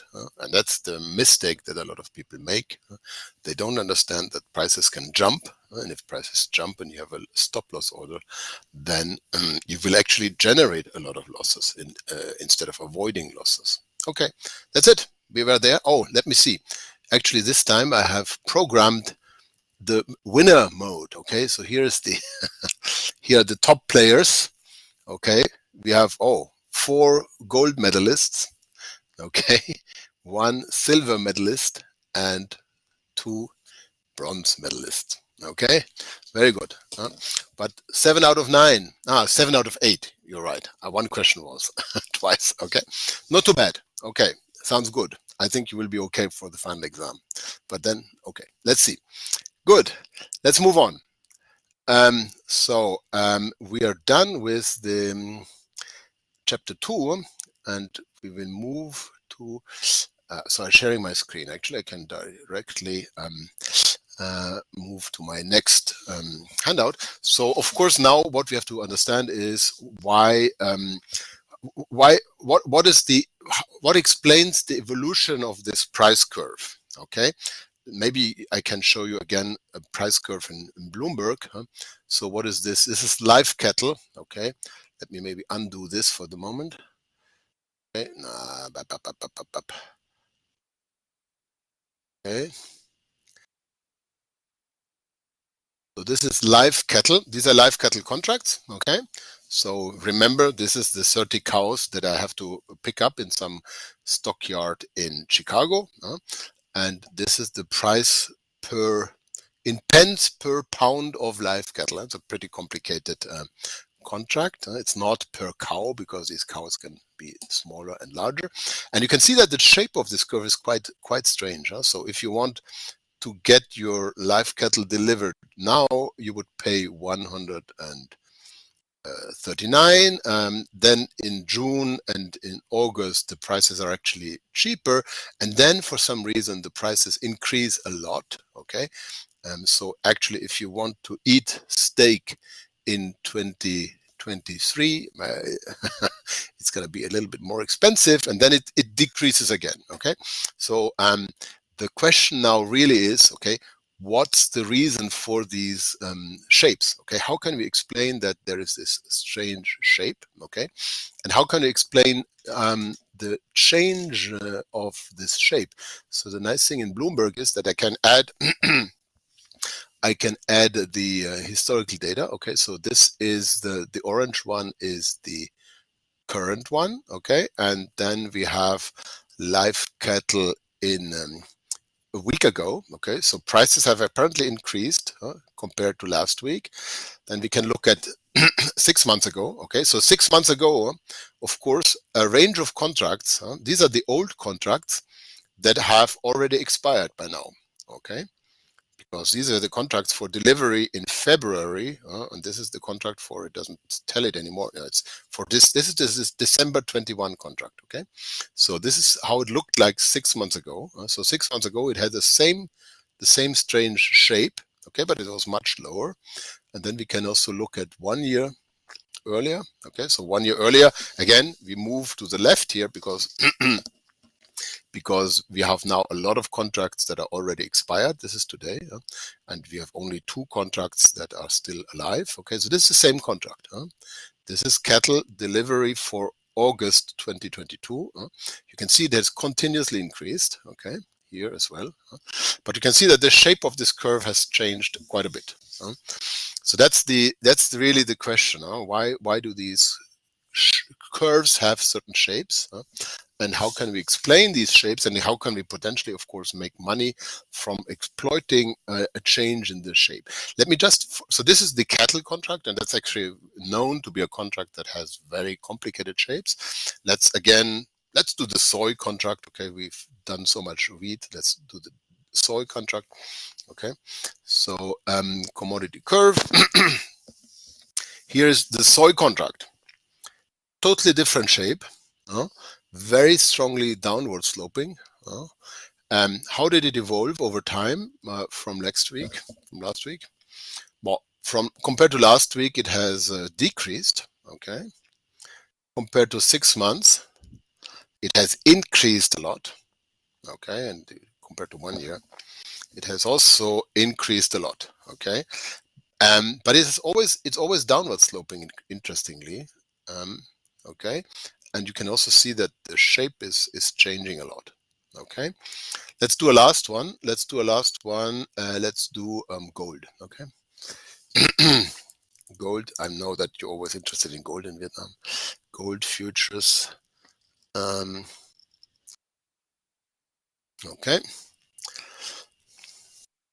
how does the gold? Totally different shape. Okay, very regular upward sloping shape. Okay, did this change a lot? over time. Oh, interesting. Let me see. This is the old gold, and this is so gold has decreased quite a bit, huh? I didn't know that. I'm not speculating in gold. Yes, but it has decreased over the last week, and it has massively increased over the last 6 months. Huh? Let's also check that. Yeah, so there was a massive increase in the gold prices, but you can see that the shape has actually remained fairly constant. It's really a parallel shift upwards. There's no changes in the slope. You can see that these prices change all the time. Actually, this is a real data. This is a real Bloomberg with the current prices. You see that it fluctuates. And that means that these prices, so that one is fluctuating. So that means that all these prices are constantly moving according to the market forces. Okay, but it's interesting to see that the gold contracts are very smoothly increasing. The soy contracts were massively decreasing, and the cattle contracts were all over the place, sometimes increasing, sometimes decreasing. Okay, so that's the big question that we have to figure out now. Okay, why do we have these different shapes, and why do these shapes change, and how can you make money from it? Of course. Okay, now we need a bit of terminology here. So I've already used more or less, but these are the three things that we have to remember. So we have the spot price. Okay, so spot price obviously is the price for delivery now. If I want to buy gold now and I pay now, that's the spot price. Okay, nearby contract is the front month contract. That's the first contract that is the first future contract. So this spot price is not a futures price. It's just a real commodity price. A front month contract, that's the first month of trading. Okay, so the front months in gold would be this one. Okay, which is, no, wait a second, maybe I should take away the other data here. Comes a little clearer. This is the front months. Okay, doesn't give me the delivery date. Okay, it's maybe easier. Let's go back to soy. Okay.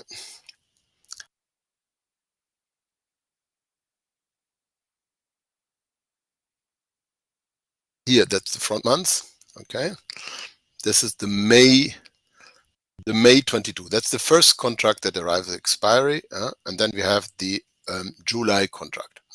So the May contract would be the nearby, okay, and the first back month would be the July contract. Okay, so these are the two important. Why are these important? Because there's the most of the trading is taking place here, and all the other contracts would be called distant contracts. Okay, so that's the later ones where you have much less trading activity. Okay, settlement price. Okay, so that's just the end of day price. I mean, that's what you would call a closing price in the stock market. Okay, yes. Okay.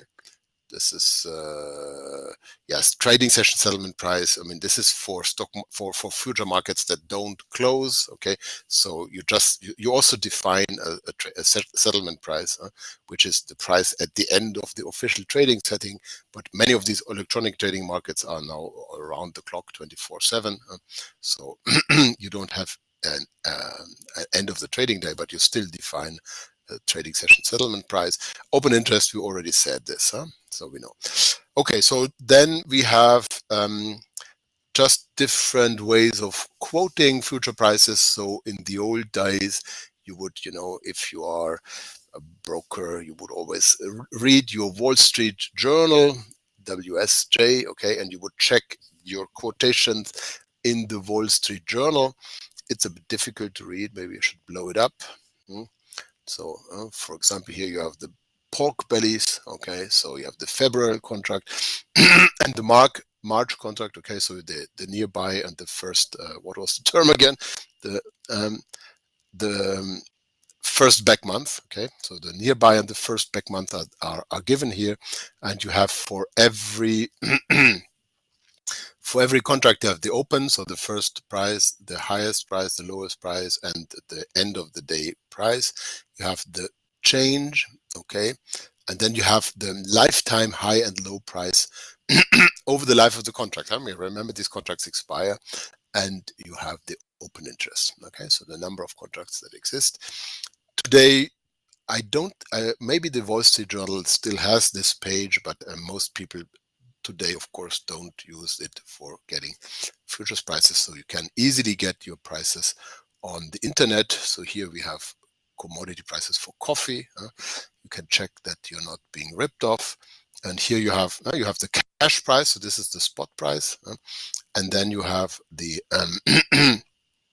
the different futures prices, and again with open, high, low, the trading volume, okay, the previous close, previous settlement, and the time of the quotation. So that's pretty obvious. Okay, how trading affects open interest, I already told you, but I didn't show you this graph. So this graph, I should have shown it to you before I asked this question about open interest. But this shows you in brown the volume of trading, and in blue the open interest. So this is one contract. So the first half of the picture is one contract. That's the contract for delivery in September 2015, and that's the contract for delivery in 2016. So what you can see is that indeed the trading in this September 2015 contract starts very low. So for all of these, basically for 2013 and early 2015, there's not a lot of trading. But it's all in the same direction, and that's why there are no offsetting trades. So that's why the volume, the open interest, goes up. Apparently here you have some offsetting trades. So you have still a low volume of trading, but this trading goes in the other direction. So the open interest. So here you have some traders that are canceling, offsetting their positions. So again, buy the other direction, and tell the clearinghouse that please take it off. And then you have the real trading that starts in March for the September contract, and there you have the open interest and the volume going up substantially. But then you can see that at the end of, so by July actually already, the traders start to offset their positions. They start to offset their positions, and when actually delivery arrives, you have basically nothing left. That's what we saw on the previous pictures. Only less than 1% of the contracts will be carried to maturity and will then be delivered. And then that's a different contract. The contract here stops. It's live, and then from here on, the graph gives you the September 2016 contract, and you can see pretty much the same pattern. Not exactly. All of this is of course interesting, because I don't know. This is iron ore, so I don't know why people offset the trades here. They didn't, but the overall pattern is the same. Very little trading initially. Then you have this becomes the most actively traded contract. You have the open interest going up. So open interest is quite a bit here. 1.4 million contracts. Remember that one contract is around $50,000. So in terms of volume, that's again, there's a lot of money involved. But people are careful to set it off because otherwise they need to deliver. Okay, so that's the open interest, and that's the evolution of the open interest, and that's quite interesting. And I mean, the problem is if you don't offset here, and suddenly a lot of people want to offset at the last minute, then you can have these strange price movements that we've seen before. And therefore, people start offsetting already in July to not get squeezed out at the end. Good. So then a bit more terminology. Okay, so what's the basis? The basis is the difference between the current cash price and the futures price for the same commodity. Okay, so spot minus future. Okay, so this will help us to define two very important terms. You have the normal market conditions, which is called contango, where the price for more distant futures are higher than the price for the nearby. Okay, which means that the basis is negative. Okay, contango is an upward sloping curve, means basis is negative, or you have an inverted market, and that's called backwardation. These are very strange terms, but that's the terminology. It's an old US terminology, goes back to the 19th century. So if you have backwardation, you have a positive basis, okay, because that price is smaller than this one, and that means that the distant prices are lower, so the slope is downwards.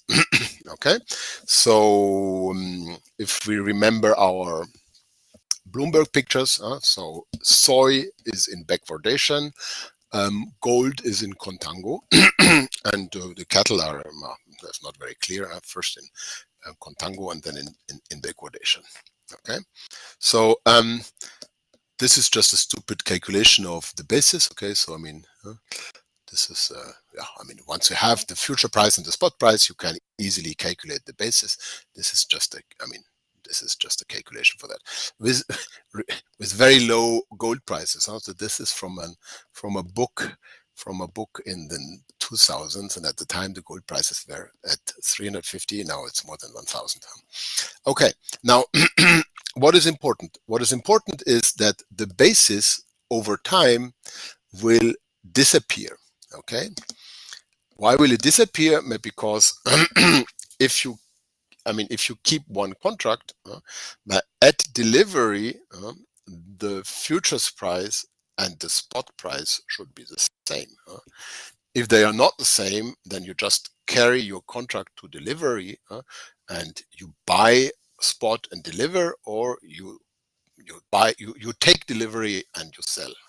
So the basis over time for a given contract will always disappear. So the difference between the spot and the futures contracts should disappear. Except, of course, if you have these kind of delivery problems that we talked about, I think yesterday, where where actually you cannot take delivery because you have these warehouse queues and these complications. But in a normal market, at the end of the life of the futures contract should have the same price as the spot price. Okay, and it's also interesting to see that the spot and futures prices are mostly evolving in parallel, and that's what we've seen also from the Bloomberg picture. Okay, so we have changes in the shape of the curve. Maybe we can go back here to our soy example. Okay, if we take so if we take the price a month ago and the price today, the price today is the orange one. This is price today. Okay. It did change a little bit. Okay, so there was some inversion here. Okay, so apparently the nearby contracts, they decreased in price, they increase in price, and the far out decrease in price. Okay, but basically the shape remains the same. Okay, and that means that the basis more or less remains the same. So the shape tends to move less, change less qualitatively than the absolute level. So there's almost more of a shift up and down than a change in the shape. Okay. So what is a spread? Spread is the similar idea as the basis.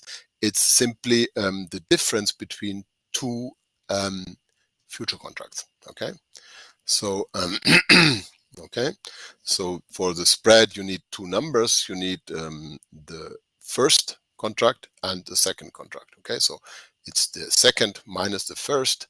That's the spread. Okay. So second minus the first. Let's go. Okay. So the spread here would be negative for most contracts. Spread has to be calculated between two contracts of the same commodity. And here it's just a stupid calculation again of the spread. Okay. Okay, what else? Yes, we need to talk a little bit about the relevant interest rate. So the relevant interest rate is the so-called repo rate. That's the interest rate faced by most traders. So that's how traders can finance their trading positions. Repo means repurchase agreement. Okay, and the way the traders finance the trading position is that they basically give the trading position as collateral to the bank that provides a loan for this position. So normally when you buy stocks, shares in a company, you and I would probably buy it with cash, but if you are a hedge fund or if you are a big investment bank, you would almost never buy stocks with cash.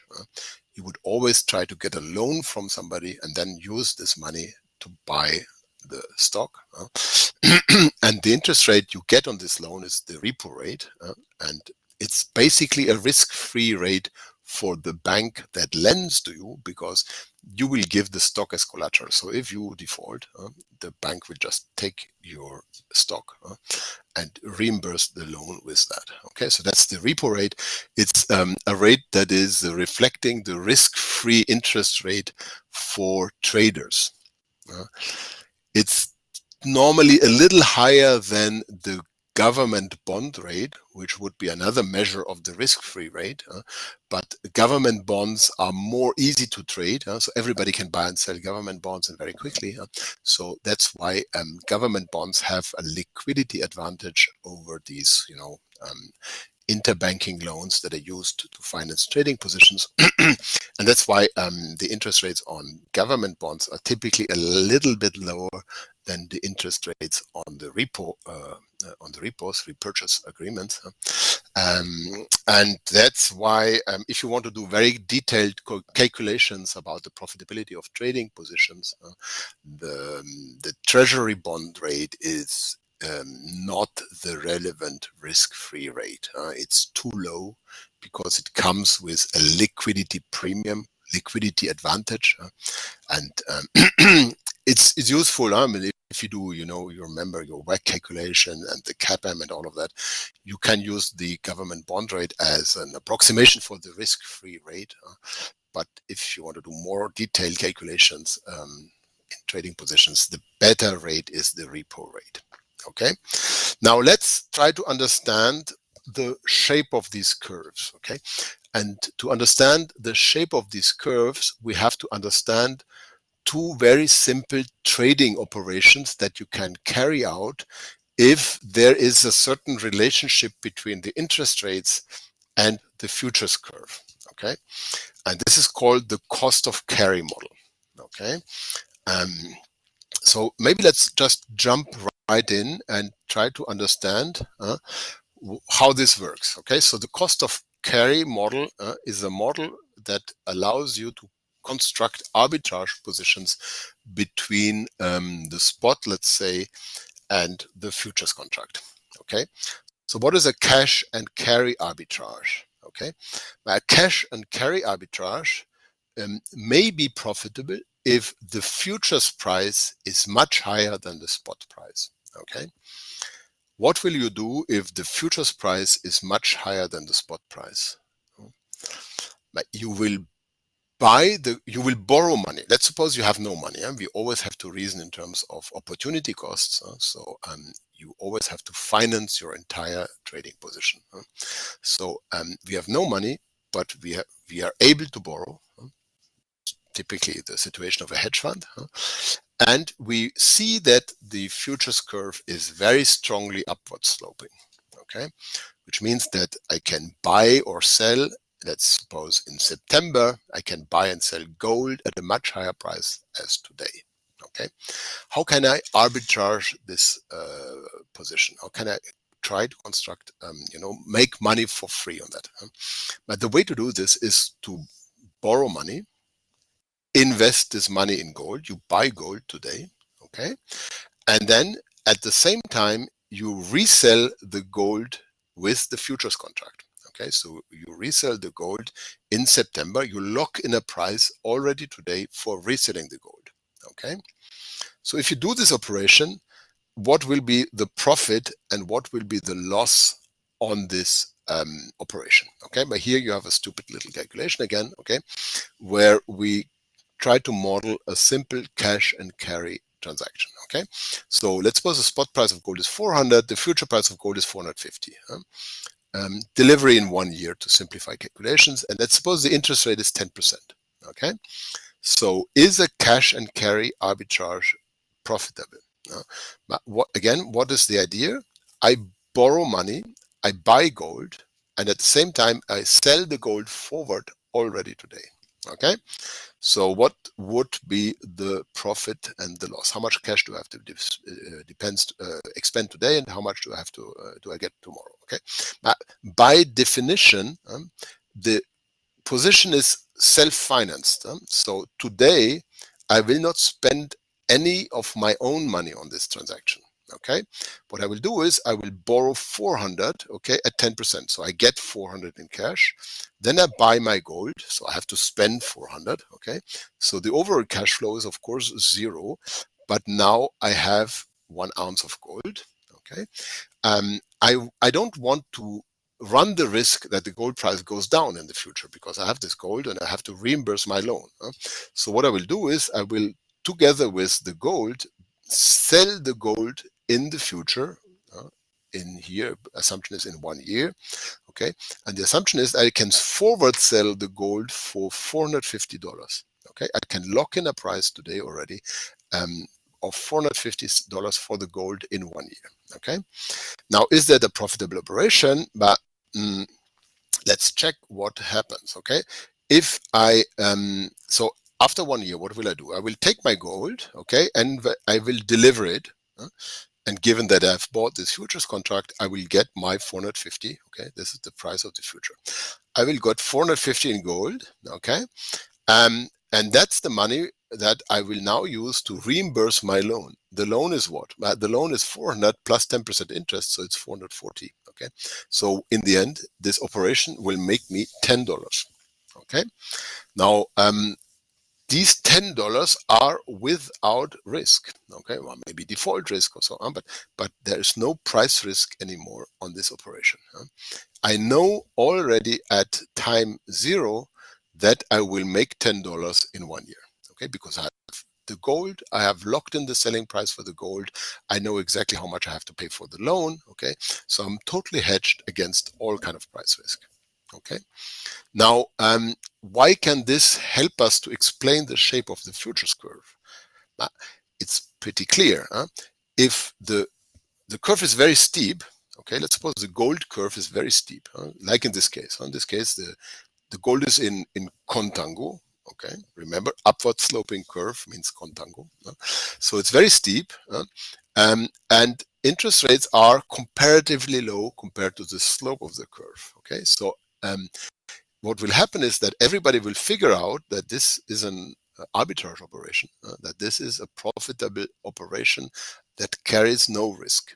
So everybody will do that. Okay, if everybody does this kind of operation, what will happen? But prices will adjust, and prices will adjust in which prices will adjust? Probably not the interest rate. But what will happen is that everybody wants to buy gold now to carry out this operation. So the spot price of gold will go up. Okay, and everybody wants to sell gold in the future for 450. Okay, which means of course that the futures price will go down. Okay, when will this price movement stop? But it will stop exactly, it's easy to figure it out, when this operation becomes not profitable anymore. Okay, when the arbitrage profit is 0, which means it will stop when, for example, the futures price drops from 450 to 440. If it's down to 440, the increase in the value of the gold that I bought is exactly identical to the cost of financing the gold. Okay, and then the cash and carry operation is not profitable anymore, and then the curve will remain stable. Okay, so that's the cash and carry operation. So again, remember, a cash and carry operation is an operation that's profitable if we have strong contango. Okay, if you have strong contango, okay, there's a big difference between today's price and tomorrow's price. Okay, so it intuitively makes sense to buy today and to sell tomorrow. Okay, and the interesting thing is, of course, that you can do all of this today. You can buy today and you can sell tomorrow. You can sell tomorrow today, okay, using the futures contract. But the thing you should not forget is, of course, that all of this comes with an opportunity cost of buying the gold today. You have to factor in also the fact that, you could also take your money that you use for buying the gold and invested it in a bank account at a 10% interest rate. So the operation must be more profitable than investing your money at the risk-free rate. And that will be the case if the slope of the curve, increases at a stronger rate than the interest rate. Okay. Now, for gold markets, it's pretty easy to see how this works. But obviously, if we talk about other types of commodity markets, it's not as easy. Why is it not that easy? Because you have to store the physical commodity. Now, in some cases, this is actually quite possible. So actually, in 2015, 2016, the oil prices were extremely low. Okay. The spot prices of oil were extremely low because there was a short-term oversupply of oil, but the futures prices were very high. So we had a situation of strong contango. Okay, would be interesting to see what happens today with oil. Maybe we check it in a minute. So we have strong contango in oil. The oil futures curve increases at a much higher rate than the risk-free rate. Okay, so it would make sense to try to implement a cash and carry strategy in oil. Now, that is not as easy as with gold, okay? Because if you want to buy oil for $1 million, you have to put it there. Remember that you have to physically store the oil.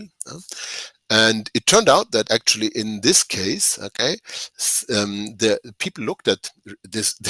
They looked at stuff like this Bloomberg graph. Remember, with all the boats, okay.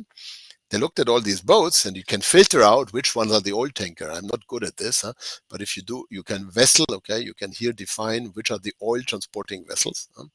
And they figured out that actually most of these tankers, oil transporting ships, didn't move anymore. They didn't go from one point to the other. They were just sitting there in the sea. Okay, why was this? Because actually the market, the traders, these commodity traders that own these ships, they were using the ships as a storage for the oil. Okay, and they were actually carrying out this cash and carry operation with oil. They were renting the ships. They were putting the oil in there. They were selling the oil forward, and then they were just waiting, okay, until the oil needed to be delivered. They didn't need to transport the oil; they just needed to store the oil.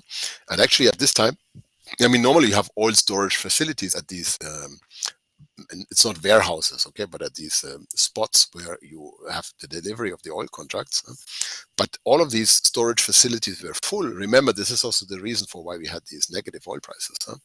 And actually, if you do the math, and here you have a graph that looks at what is the cash and carry profit. Okay, so this is the spread. Okay, 4 months versus 2 months. Okay, so this is the slope of the oil futures curve. And you have the financing cost, that's the interest rate. And here you have the storage cost. So what is the storage cost? The storage cost in this case is the cost of hiring one of these ships. Okay. And if you add, you can see that actually in the old, in 2013, for example, the ships were quite cheap. And the biggest part of the cost was actually the financing cost. Okay. But then more as the slope of this curve increased, more and more traders figured out that they could actually just hire a ship and put the oil in there. Okay, and you can see that at this moment, for example, the increase in the value of the oil was more than the guaranteed increase, remember, because everything is already contracted today. It's not a speculation. You don't think that maybe oil prices will go up. You know that you will be able to sell in the future. So this oil price increase was higher than the storage costs. Okay, and that was the cash and carry operation. Okay, and again, this normally should have led this curve to go back, but given that there was such a high supply in the spot market and not enough storage facility, actually the curve remained quite steep for a relatively long time, because the market participants were not able to arbitrage away this this price differential. So, I mean, that's obviously a reason for why, for example, in the gold market, you will very rarely see a very steep slope. Right? A very steep contango is extremely unlikely, because it's quite easy to store gold. Okay, it's not very expensive. Just put it in a bank. It's also quite easy to deliver gold. Okay, transport gold. Of course, you have some risk, but it's not impossible. For gold, that's an entire difference. And I mean, there's no reason to believe that the storage capacity for gold is at some point limited. It's a very small amount, physical amount, for a lot of money. But oil is another story. So in gold, you would suppose that you cannot see too much contango, because if there is a strong contango, immediately we'll see these arbitrage operations setting in. In oil, not so much. You have to a certain extent, you can do these arbitrage operations, but if there is not enough storage capacity, then the slope of the curve can remain quite steep for quite a long time. So that's what I've. Let me see. Mm-hmm. Okay. Mm-hmm. Get your comment here, but I think it worked out. Okay. Now, okay, so that's just the explanation of this thing. So the interesting thing of that is that actually shipping rates. Okay, so the cost of transportation. You can also buy a futures contract on that. Okay, so actually, you do not have to speculate spot against future. You can actually speculate one future price against another future price. Okay, so for example, if you think that between months, let me check the oil curve, but it's probably downward sloping at the moment. Let's see. Okay, Brent.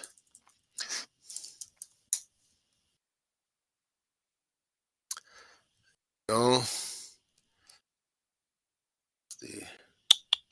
okay, Brent futures. Mm-hmm.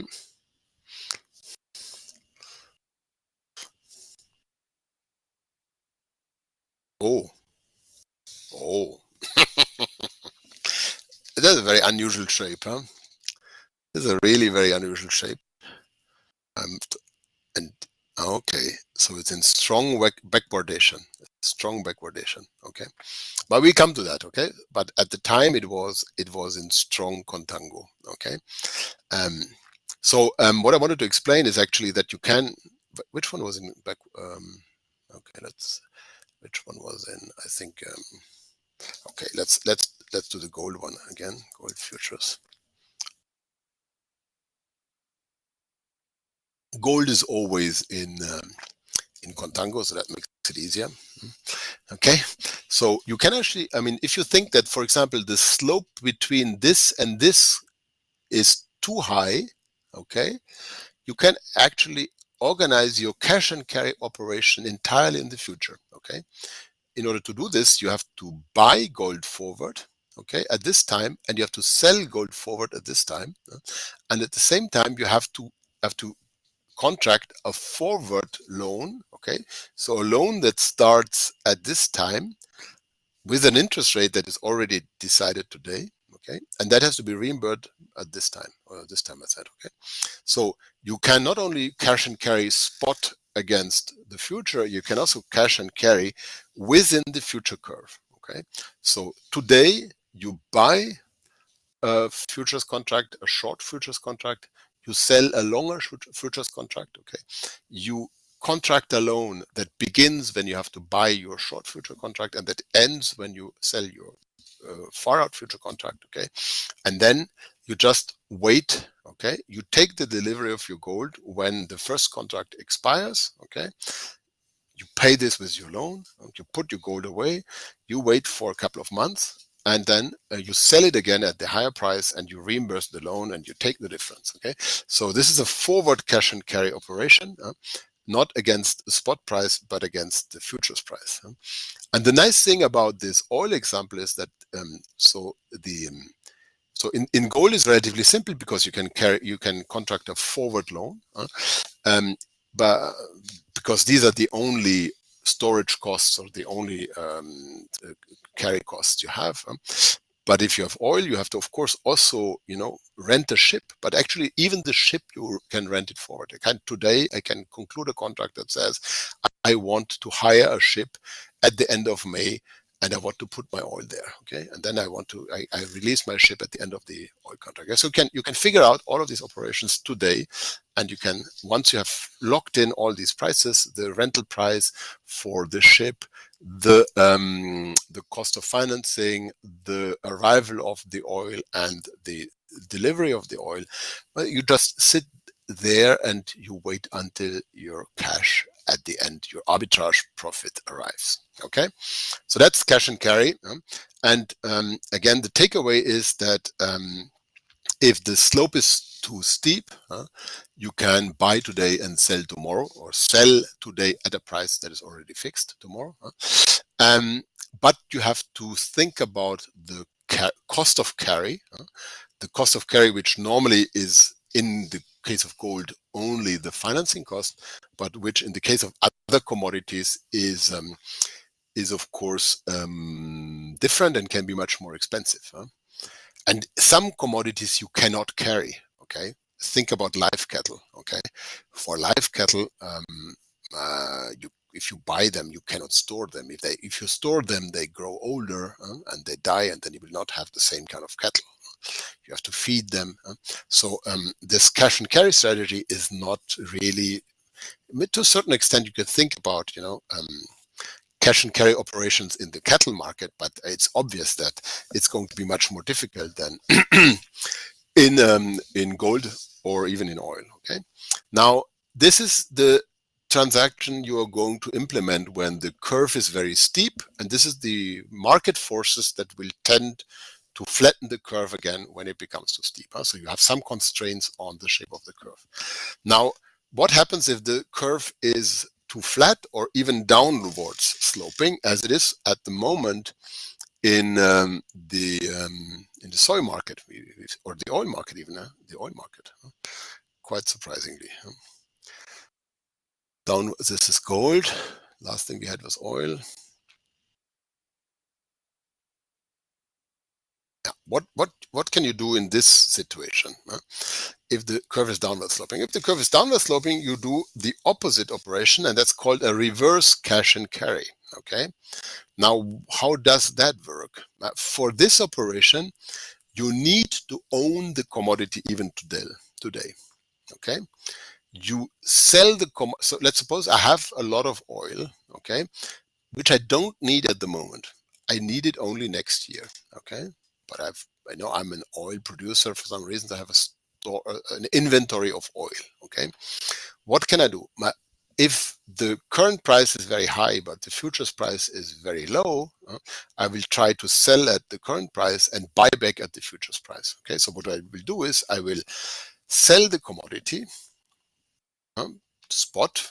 Let's, for the moment, imagine we sell it spot. I will receive money. I will put this money in a bank account. I will earn interest rate on it. Okay, and I need the oil, of course, in 1 year, but I will buy a contract, okay, on oil in 1 year. Okay, so after 1 year, I take my money and the interest.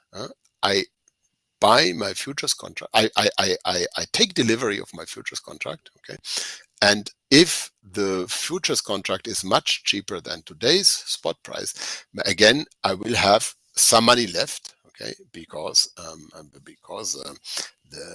I've earned interest on the amount of money that I've earned by selling the oil. Okay, so that's the idea. Let's look at it again in the context of these simple gold examples. Okay, so here we have reverse cash and carry for oil. So again, interest rate is 10%. Future price of gold is 450, but now the spot price is 420. Yeah, so the slope is still upward sloping, but it's not very high. Okay, so the slope is relatively flat. So again, the assumption is I do have some gold. Okay, I have some gold. I sell it, and I invest the money in a bank account at 10%. Okay, again, today, and I buy, of course, I buy 1 ounce of gold for delivery in 1 year, and I buy the price at which I can buy it is 450. Okay, now at date zero, no money. I don't have to spend any money on this operation. I just build an arbitrage position. Now at time equal 1, what is going to happen? First of all, I get my money back from the loan. Okay, remember, I've sold my gold and I've invested in a bank account. So I get 10% on 420. I get 462. Then I want to buy my gold back. So I take delivery for my futures contract, and that's going to cost me 450. Okay, and I repay my wait a second. No, that's it. Okay, that's it. Okay, I buy my gold back. Okay, and so I started with a position where I had some gold, and I end up with a position where I have some gold. Okay, and overall I have made $12 of profit. Okay, so that's reverse cash and carry. Okay, so sell today, buy back in the future. Cash and carry is buy today, sell in the future. Again, of course, that type of operation is going to put is going to influence the shape of the curve. If everybody is doing this at the same time, the spot prices will go down, okay, because everybody's selling gold, and the futures prices are going up, and therefore the curve is becoming steeper, okay, or less downward sloping. Okay, so that's the story. Okay, so here you have the okay, so the summary. Cash and carry is borrow, buy, and sell in the future. A reverse cash and carry is you lend the money, you sell, you lend, and then you buy back. Okay. Now, what's the problem with the oil market here? Okay. Normally, okay, it looks as if, I mean, the prices are extremely different. Okay, it's 105.75. Okay, so this is 2028 so maybe if we don't, let's suppose I have a lot of oil at the moment, okay, and I don't need it. Okay, I can basically I only need it at the end of the year. So let's look at the end of the year here. That's which one? Okay, yes, 12.22. So the problem is the prices are not very okay. But I can so it's something like $10. Okay, so it's the difference here over 1 year is something like $10. Okay, so I can make actually $10, more than $10, because I also make interest on this by selling gold to oil today in the market and buying it back in the future. Okay, and that should tend to flatten the curve, okay, or make the curve steeper, less downward sloping. Why is this not happening? Very simple, because nobody has any oil to sell. Okay, we have a big shortage of oil at the moment. The Russians, nobody wants to buy the Russian oil. The Russians deliver a substantial fraction of the world's oil. I didn't know, but more than Saudi Arabia. So nobody can carry out this reverse cash and carry operation, because for this you need some inventory, and there is no inventory. Okay, but in case you have some oil lying around, okay, this is the moment to sell this oil. You can, if you don't need it, or you only need it in the end of next year, you can buy it back at a much cheaper price next year. Okay, so let's stop here for today. But these are the two operations that will explain us the shape of the futures curve, and you can see that at least for some commodities, the ones that are easily tradable and the ones for which there's a lot of inventory, and that's the case for gold. I mean, there's a lot of gold lying around that nobody needs. for these types of commodities, we can actually calculate the shape of the curve that will prevent these kind of arbitrage operations. Okay, enough for today. Okay, tomorrow we meet at a much earlier time. I frankly don't have the, okay, I assume you know, okay, we have 4 hours tomorrow, I think, so it's going to be a bit longer. I will try to come up with some more VU clubs and maybe some more calculations to make it a little bit more interactive. But see you tomorrow. Have a good night, and yeah, bye.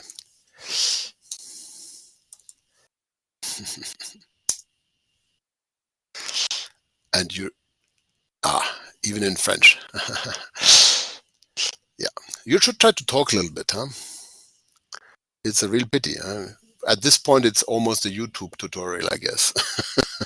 Okay. See you tomorrow.